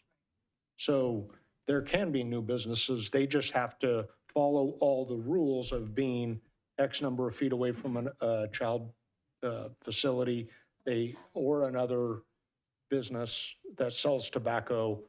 All the rules would apply, but we were still limiting them at 41. I don't think we should allow new businesses in the, like, we shouldn't allow new smoke shops in the city. I don't think we should allow for new licenses. I think if we're talking about existing, I'm fine with that. I mean, if we can do the grandfathering thing, I will end up supporting that, even though it's very different from what we originally talked about. But I don't like the idea of bringing in new businesses that are selling tobacco products. That's been one of our biggest challenges, is we've got more retailers than any other city in the county. So I don't support the idea of bringing in new. So the way it is written currently, it does allow up to 41, so that if an existing one sold or went out of business, then that license would be available for someone else to apply for. So that's from your direction at the last council meeting. So That that's was the way it also is when written. we were talking about the distancing and, The 500 feet. yeah. I'm just saying, if you want to make that change, we do have to affirmatively change it. I would support changing it. I don't think we need new licenses in the city. And I think if someone goes out of business, closes for any reason, is closed because of violations, that license dies. And we don't need to replace it. We also don't need new tobacco shops in the city. Madam Mayor, I just want to keep saying tobacco shops, but I think tobacco extends to, it's not just shops though. Like it's grocery Tobacco stores. retailers that sell tobacco. Okay. Yes, you're right. Thank you. Can I ask you, Darren, about the economic development impact that would have? I really defer to city staff on your expertise. So what would something like that being drawn have from your perspective on economic development? Yeah, as it relates on the economic development side, if the council was to adopt an ordinance that would, for lack of a better word, force a business out of business because you're taking away their main revenue generator, it would have an impact on a center that currently has space being leased. So it's currently proposed, we could have multiple centers having multiple vacancies all at the same time, because an outlet might have to vacate their space because they no longer have the revenue generator to keep their business open.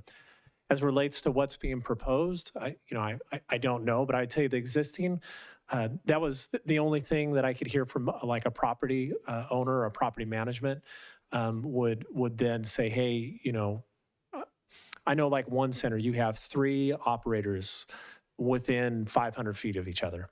And you could have all 3 that no longer qualify because, number one, there might be a youth facility nearby. And that's one issue. If it didn't have a youth facility, one would get a permit, one would get a TRL because they were first in line. And then the other 2 would have to go out of business with, well, I shouldn't say go out of business. They would no longer be able to sell those products within that year process, the wind down process. So I think my question more so was not towards, was more towards future development. If we enacted something, I know it's like predicting when, aliens will invade planet Earth. So just from an economic development standpoint, do you think that there will be consequences for developing policies that says we will never have another business? And I'm thinking about, I know retailers certain retailers sell alcohol, but they've stopped to, like CVS, I think, has stopped tobacco sales. Costco doesn't sell tobacco. But there are retailers that may have an interest in the city of Brentwood. What's your perspective on that? I mean, on an economic development side, I haven't really had a lot of discussions as it relates to tobacco and the sales of tobacco as it relates to an economic development point of view. I think what retailers want is certainty. Tell me what rule you have and I'll follow it, so they can make that determination before. There's no doubt that there might be a sentiment of, hey, you're changing the rules. You've you've really impacted existing businesses. How long that lasts, not a long, I don't think it would be an extended period of time. But I think clarity, a good ordinance that staff can implement, that's very clearly that it's not subjective, that's an objective standard for staff to implement. A new retailer understands that, and they can make the determination. But I'm not hearing, you know, I think the council has kind of expressed concern about certain types of businesses, and those aren't really on an economic development side that we're out trying to attract them to our community. I will tell you, every single center would love to have a spot for a gas station that has a convenience store on the corner. But the council has kind of expressed concerns with additional fuel stations. But that is a key thing that every new center wants. We've already, as the council, restricted gas. We've restricted smoke shops. We have restrictions, so I don't know. I guess I'm at the point now where I'm tired of being in my happy sandbox. Let's figure this out and get out of here. Okay, agreed. Are you ready to make it? Can I'm so sorry, council member. We do have with us remotely Brian Hughes. He's counsel at BB&K, and he is the outside attorney who has been assisting staff with putting this together. And Brian does have some input on the ability of the city to not offer grandfathering to retailers who have had violations in the recent past. So I wonder if Brian could be promoted, Amanda, to share his thoughts on that, because he's had a chance to think through this more than I have as we've been sitting here. Brian, are you there? Yes, hello, thank you. I appreciate that. Again, yes, my name is Brian Hughes. I'm of counsel with Best Business Career. I've been assisting on the development of this ordinance. I do have some thoughts. I guess the trajectory of the conversation has been leading amongst the idea that potentially grandfathering in shops, except for those that have been subject to a violation. I cannot say with certainty, obviously, that would be the best way to go, but I do have a little heartburn because not all of the shops have been subject to the review. And there could be an argument on how the application of that review hasn't been equal amongst all of the retailers. That's a good question. How does you feel about, so we have, it's kind of was 3 strikes. Can that be the original strike? Like, how we have I'd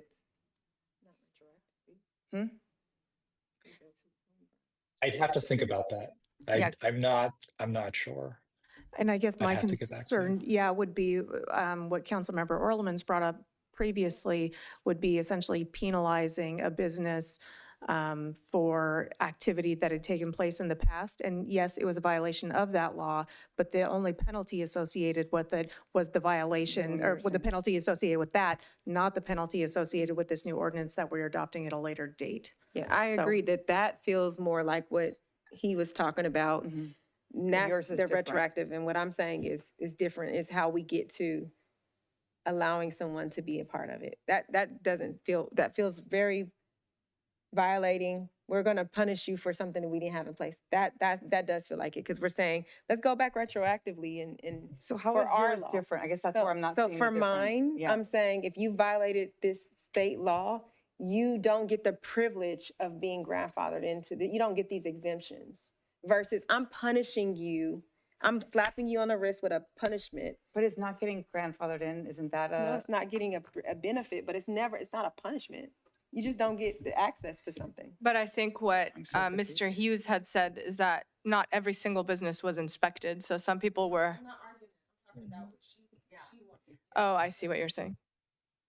We go back, can we, as the first strike out of the 3, that you were one of the 17 in the sting, and so you're gonna be strike number 1, and so now I get to apply funds against you. You get charged with $1,000, and now you only got 1 more strike left. That's different. But from what his perspective, it really feels like we need more time in this. And it may give more time for more operations so that every business is checked, but now they're all on notice. But I would still like to hear from Mr. Hughes. I don't think you were quite finished. Oh, no, thank you. No, it's a fantastic conversation and I appreciate everyone's perspective on it. I don't know. I'm weary to say that an ordinance that would use a state offense as a potential first strike would work appropriately and what the council is looking for. I'd have to look into that, but I'm weary about that use. Mr. Hughes, do you have a recommendation then for us, something that would pull all of this together? That is a great question. I the I can guarantee that I can bring recommendations to council. Off the top of my head, the easiest thing to implement that would be universally applicable would be to grandfather in all shops, with the exception of those that are within a minimum distance from, or a distance from youth-oriented establishments. I think that is the cleanest way to apply it. You avoid you're allowing shops that are within 200 or 500 feet of each other, but you are eliminating that distance variable from those, but still using that distance from the youth-oriented shops. If you establish that grandfathering in, then you would also apply the thought that no additional shops could be licensed. And so the 41 that you have now, you might lose a few shops, and I don't know how many there would be that are associated with the limitation on distance to youth-oriented establishments, and you would lose them over time as those shops continued to shut down. And so, Okay. say it was about 10, so you'd have 31 licensed shops or however many it is, at the establishment of this ordinance. And then over the years to come, that would slowly drop down. I think that Okay. would be the cleanest way. Thank you, Mr. Hughes. Can anyone on staff, and I'm not sure who to go to at this point, tell us how many establishments are within 250 feet of a youth-oriented business? No, we actually, because that wasn't a dimension we were using.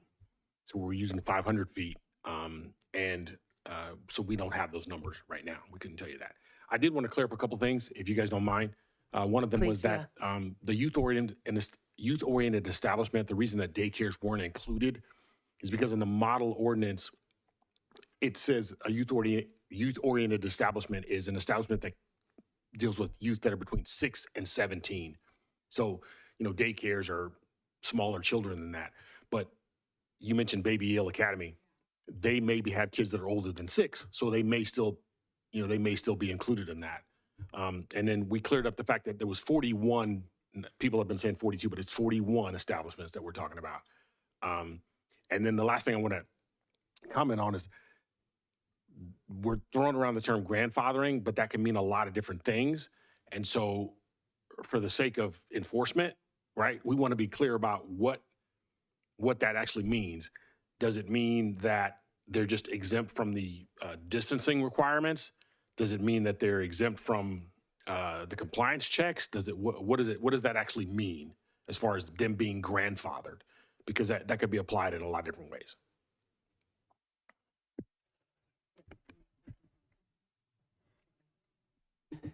For me, I think the grandfathering would be the distance. Yeah, the exemption from the distance, but not exemption from any of the other compliance issues we've been discussing. And I would say the first come, first serve licensing thing. The exemption from that, yeah. So with that, did you still? Okay, so let's make sure we're all kumbayaing. Yeah.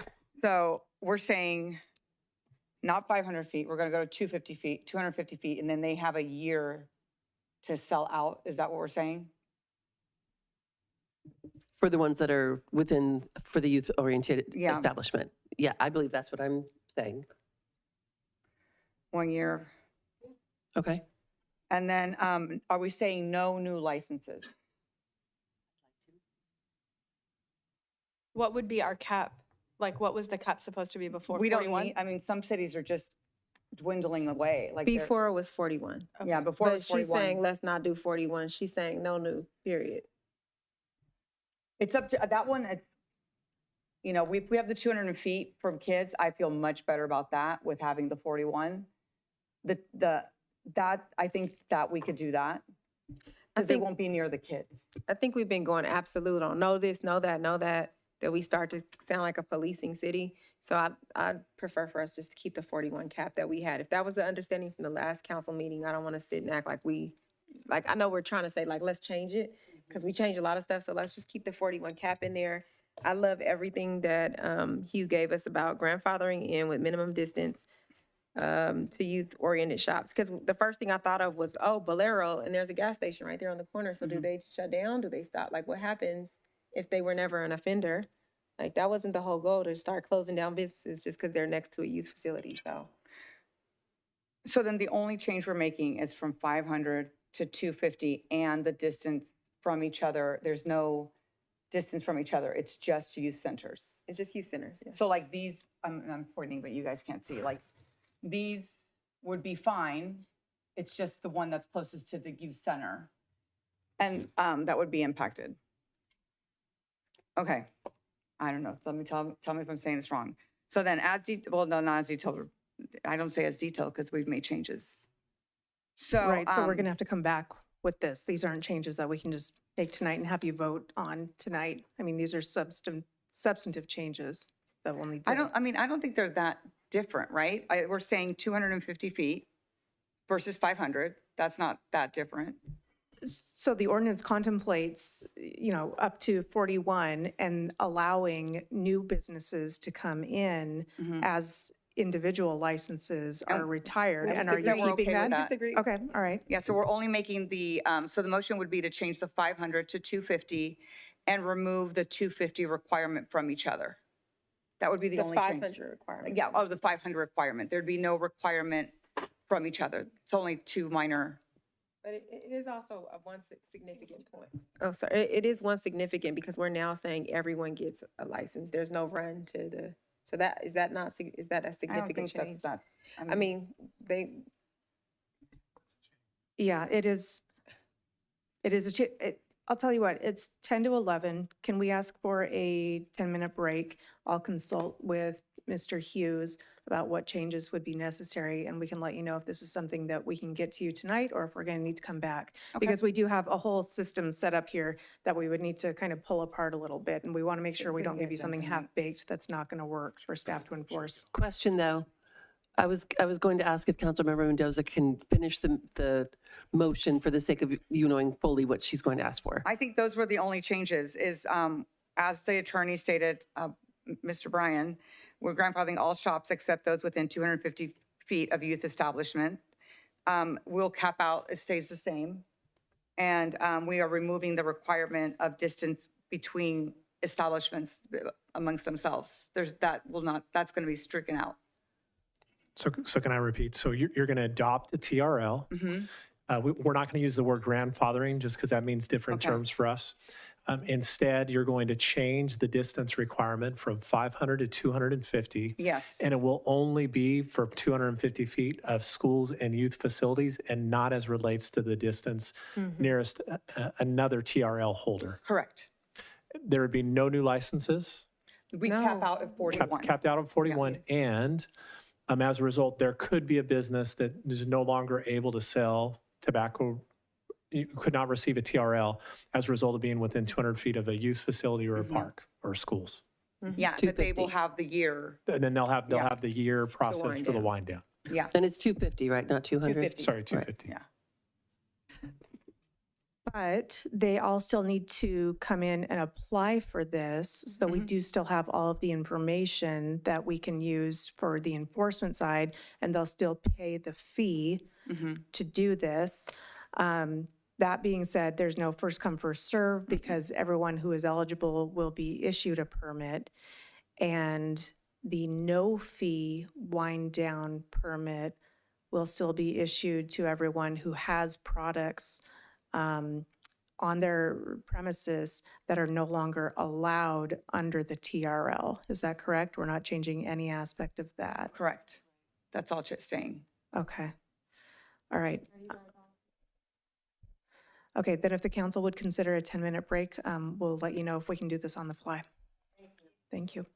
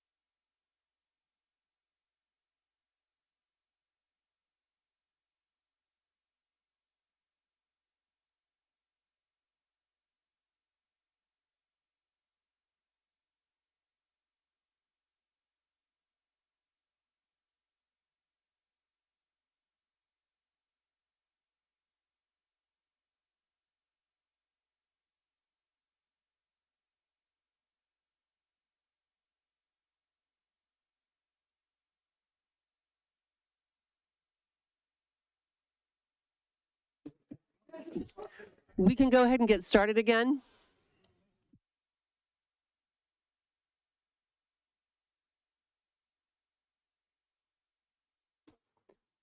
Going back to Katie with support of Linda.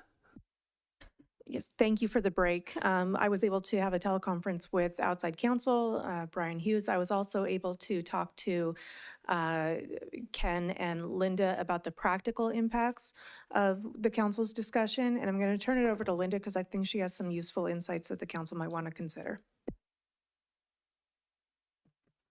So the one thing I want you to consider is when you're talking about the 250 feet from a youth establishment, and we're going to call them legal nonconforming. If they're existing businesses, we're going to call them legal nonconforming, except if they're 250 feet from a youth establishment. That still might be more businesses than you realize. So just keep that into consideration. I couldn't tell you what that is, but we could have another map drawn up with that distance reduced from the 500 feet. But if you wanted to try and move ahead tonight with that being the caveat, that might be more businesses than you are going to realize. So just keep that into consideration. To clarify, you're saying more businesses impacted, right? Yeah, I mean, you think the difference between 500 and 250 is a lot, but we have a lot of businesses that are clustered and they are around these youth establishments. Looking at the map, I've got it with the 500 feet, but they still look like they could, a fair amount could still be within the 250 feet. So if the legal nonconforming of the existing businesses is granted, unless they're closer than 250 feet, that might be more businesses than you realize. I think we've realized closing businesses, we've gone from 1,000, which would leave us hardly any, to 500, now to 250. So I think I personally am okay with that because I think we know, I have the map open, so I was looking at them. So I'm fine with it still at the 250. Can you speak to businesses? So that we have a lot of hookah lounge owners here. And I know that the Senate bill has exemptions for hookah. Can you talk more about them if they have CUPs and how this will affect them? That would be a question for me to have with planning a little bit, because I don't think we were assuming they would close. I think we were saying, okay, they have the conditional use permit that allows the use of tobacco on site. Specifically, we wouldn't grant tobacco retail licenses to restaurants or bars that wanted to allow the sale of tobacco because they also have the consumption of tobacco on or near their property. That is something I would want to review more with planning, which I don't believe we have anyone here. But you said they don't sell tobacco. It's a different thing. It's not tobacco. Yes, Sisha. So it wouldn't even fall into the TRL because ours is only tobacco. They sell paraphernalia. They sell tobacco use paraphernalia. So they do fall under the requirements for a TRL. The mayor, I'm sorry. Also, the shisha or whatever it's called is part of this ordinance. So it's not, it's considered a tobacco product. It is in there. Yeah, that's why I was asking, because it's a flavored tobacco, and so. It's in there. It's included. So that's included in this. So what we're doing technically, and I want to be clear with the council, is we're expanding. The state law creates an exemption and we're going above the state law. So it already has an exemption in place. Can we keep it consistent with the state law? I'm okay with that. Yeah. I'm not clear what the impact would be. I'm sorry. How many hookah lounges and where are they in town? Like how many, do we know? And before you answer that, can we answer the mayor's question first? And the impact is, right now, SB 793 says no flavored tobacco, but it gives an exemption to hookah, right? Well, not hookah, but to shisha. But now our new TRL says it's including all flavored tobacco. So they would, in essence, if this was enacted tonight, they close tomorrow because they offer flavored tobacco as a part of their service. Now, as far as the sales of all the other stuff, if that is violative, then that should stop in their establishments. I'm talking about the use of the flavored tobaccos. And is it sold on site to consume on site, or do you buy something and take it with you? For hookah lounges, it's consume on site. Is there an exemption based on that? If you're not buying tobacco products to take with you? There but you're isn't, only consuming on site. there isn't in the ordinance. The ordinance is directly addressing any tobacco establishment that sells tobacco, tobacco products, paraphernalia, vape products, vape items. It's all about the retail of it, not about where the use is done. Okay, so I don't want to make things too complicated, but hookah does seem like a very different business model. Is there a way that we could incorporate the on-site usage, but you can't take it with you? Can I add that 793 that follows health and safety code has very regulated rules about them even getting the license to do hookah? So if we just were consistent with the state law without reconstructing a new law, That would still take care of it that? would take care of all of it. Because I think it's like subsection 104.559.5 talks about how that license works with this exemption. So would it apply to any other businesses that were not No, hookah? it's just specific to people who sell, who are in use of or selling shisha, thank you. I Okay. have a hard time saying If that it word. doesn't apply to any other businesses, then I would be okay with following the state. And it's not specific to hookah, it's specific to shisha. Yeah, that would work for me.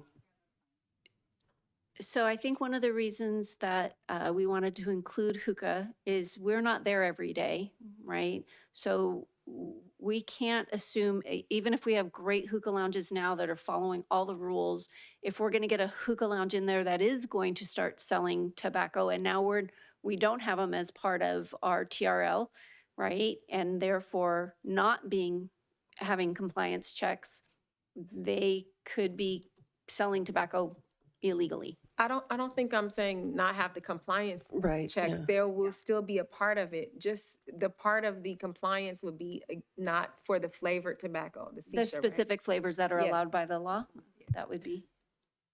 So we can take this direction back. This is something we would absolutely need to take back tonight and bring back to you because we can't make this change on the fly. The way the ordinance is set up, as Linda indicated, is all about the product itself, not where it's consumed. And so this captures everything right now. And if we're going to carve out an exemption, we want to carve it so that it's addressing what you're actually talking about and not inadvertently creating loopholes for other uses. So if that's the direction of the council, then we're going to need to take this back and return to you at a later date. I know we don't want to come back, but like I said this in our agenda review, I want to make sure, even if we have to take several bites at the apple, I want to get it right versus us piecemealing together something tonight. And when I say piecemealing, it's not to disrespect all of the people who are working on this. I know you all are going full throttle, but it just feels like we be potato heading this thing with not fully being fleshed out. And I'm not even looking for future, I know we don't need to go through it. Like, can we just develop a product consistent with what we're voting on tonight? You're saying you don't want to go through this whole rigmarole No, again? we don't need to We go- don't want to do this whole thing again. You're going to need another public hearing. If you're going No, to I need to didn't say get reintroduce. rid of a public hearing. Usually you all bring back a finished product and say, do you want to vote on it? And that's fine. But we don't need to we don't need staff to tell us, here's our staff recommendation. Here is, again, like you did tonight, like here's the finished product. That's all I'm saying. Yeah. Based on council direction. We can do that. Okay. The We mayor, will do you mind also for bring back revised, oh, I'm sorry. Okay. Oh, I just wanted to ask a question. Some of the questions you guys asked about how many establishments would be affected, where they are, things like that. Do you want that information to come back as well? I don't need it I don't need that. I think we're deciding that we're okay with what the impact's going to be based on all the changes and accommodations that we have made.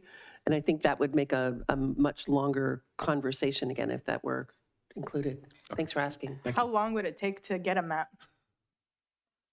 I really don't know how long it took the county to get us this one because that's where it came from. That's where the information came from. We've had it for quite a while. And I don't know how long it took to get it. So I don't have the answer to that right now. Okay. But that means that the motion that was made needs to be amended to add in the exemption for shisha? Yeah, how do you say it? So, so an amendment to my motion is that it excludes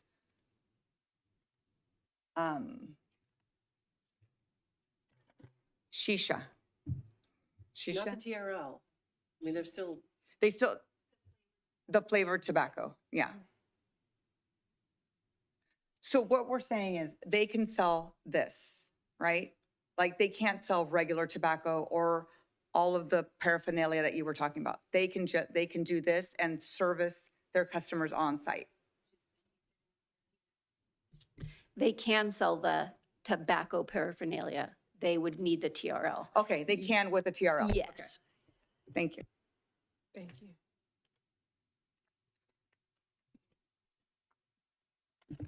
One more time, I'm sorry. Will they also be subject to all of the other restrictions as far as the 250 feet from youth-oriented establishments, things like that? I believe so. Yeah. Right? Okay. And One of us on mic. can this come back in 2 weeks, do you think, Katie? And we can just get it done? The issue is a couple of things. Number one, the staff is going to have to look at the fees again to make sure we're calculating the fees accurately as against the criteria that we're bound to for fees. And then the fee aspect of it requires a public hearing. So we're going to need to notice a public hearing. And we're going to need to make these changes and talk to outside legal about them, talk to the county about getting a new map. So these things it takes more time We than don't that. need a new map. I'm sorry, then fine, we don't need a new map. So just the It's fee still going to take portion? more than 2 weeks to do this, yeah. We have a 3 or 4 week lead period just for getting stuff in the system to pass through all the departments. So we're looking at least a couple months to get this back. Is there a way I'm trying to avoid having everybody feel like they have to come and sit here until 11:30 at night. I'm trying to figure out a way to communicate when we notice this, that it's basically everything that's been discussed here, like outlined. I don't know if there's a way of doing that. I'm just trying to avoid everyone feeling like they have to come again. Yeah. That was very kind of you. I'm just trying. It's late. So maybe read the agenda closely when it comes out, and feel free also to, if you can't make it, send an email. As long as we get them before 3 o'clock, they'll count as a public comment for that meeting. But if you have new comments when you come, certainly we'll listen to them as well. So then the motion stands, but it's going to come back at a later date. So our changes are the motion, but instead of, we're not making a motion to accept it tonight.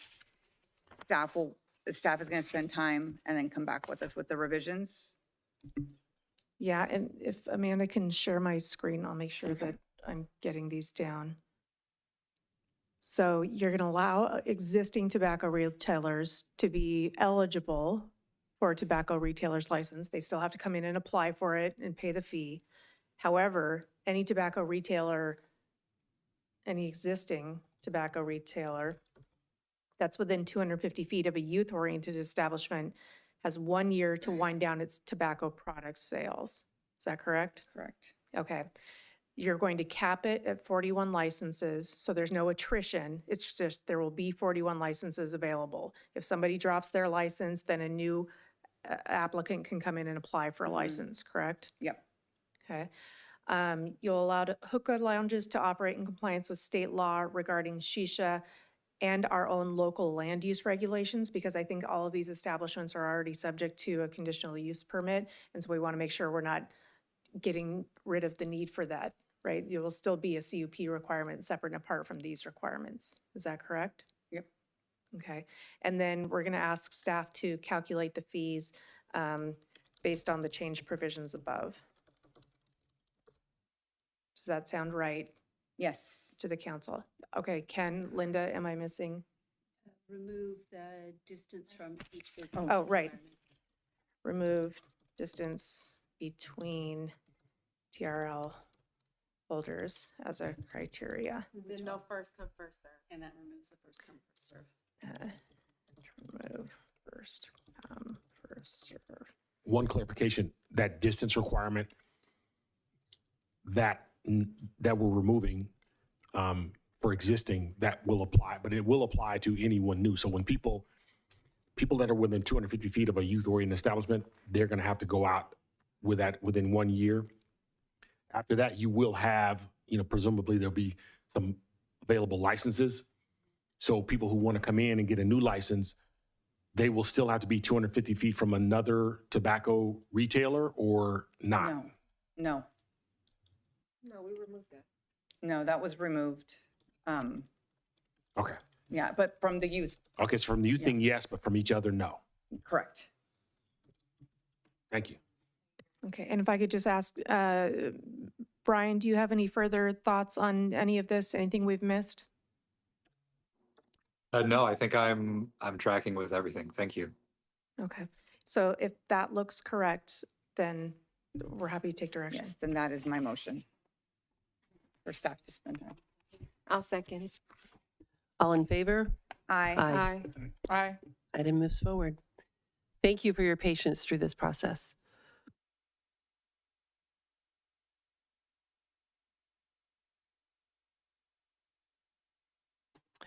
Moving on to business item G1.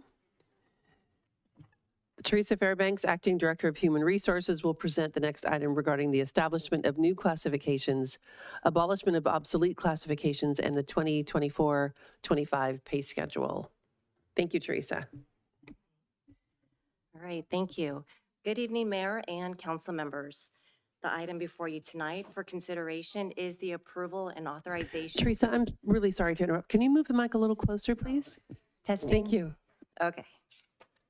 All right, the item before you tonight for consideration is the approval and authorization for the city manager to establish new classifications, abolish vacant and obsolete classifications, and adopt the 2024-2025 pay schedule.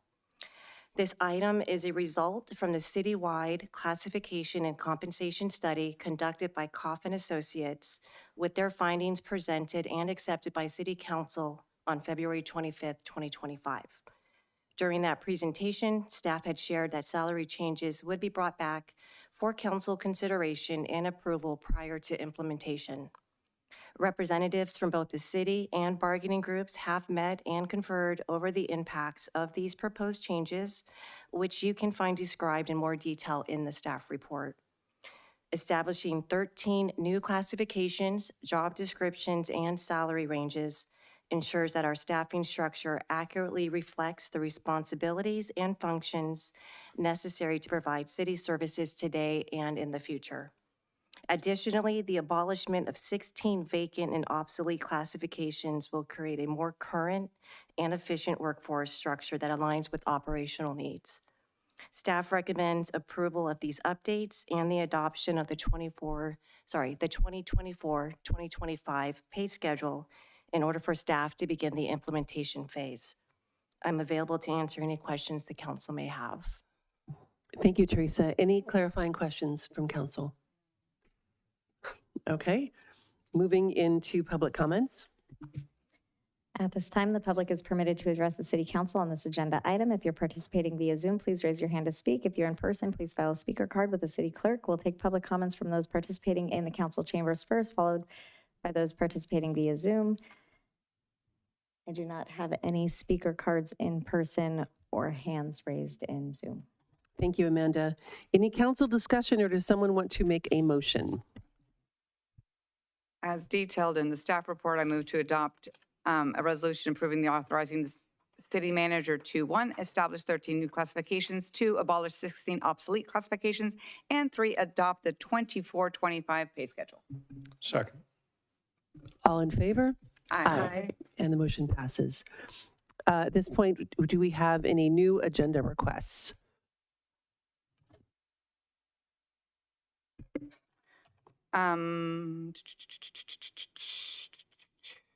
Please hold on, there are my notes. How soon, and I know we talked about this before, but how soon can we get the ULL back? And the reason I say it is because we know people are talking about moving the ULL, urban limit line, with the Contra Costa. Gosh, their update of the, I can't even talk anymore. So because Contra Costa is updating the urban limit line, sorry, I can't even talk, there is a possible threat to what was Measure L and a threat to the other side off of Sellers. And I think that we need to, I know that we have time, but I would like to engage the public sooner than later because 71% of the people in Brentwood voted for Measure L. And on the Antioch side, 79% voted for Measure T. So I think that the public needs to understand what's happening. And I think the best way to do that is with a city council meeting with some information. I know you said they're coming, but how soon can we get that? Or do we even need them? Can we start the discussion, have our own little agenda item before if no one from the county can make it? It's planned to be on your next council agenda. Well, then I don't need my future agenda item. Thank you very much.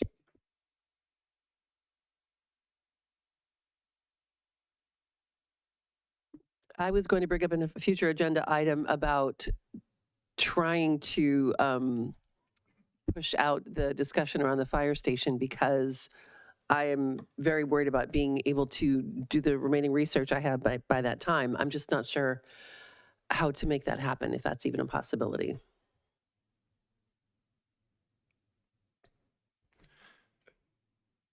It would be. This would be a future agenda item request that requires no staff time and resources. So it could be agendized for your next council meeting to have that discussion related to if the council can agree upon a different date than what's currently proposed of June 10th. Okay, thank you. Okay. Okay, so any others? All right, so then we only need one more motion. And just to be clear, you're asking for a future agenda item to discuss the dates of the call for review for the fire station. Yes. Just want to make. Yeah, thank you for checking. Do we have a motion to adjourn? So moved. Second. All in favor? Aye. Aye. We are adjourned. Thank you. I'm sure I'm going to love it. You would be so damn here. Huh? I said you would be so bored if I wasn't here.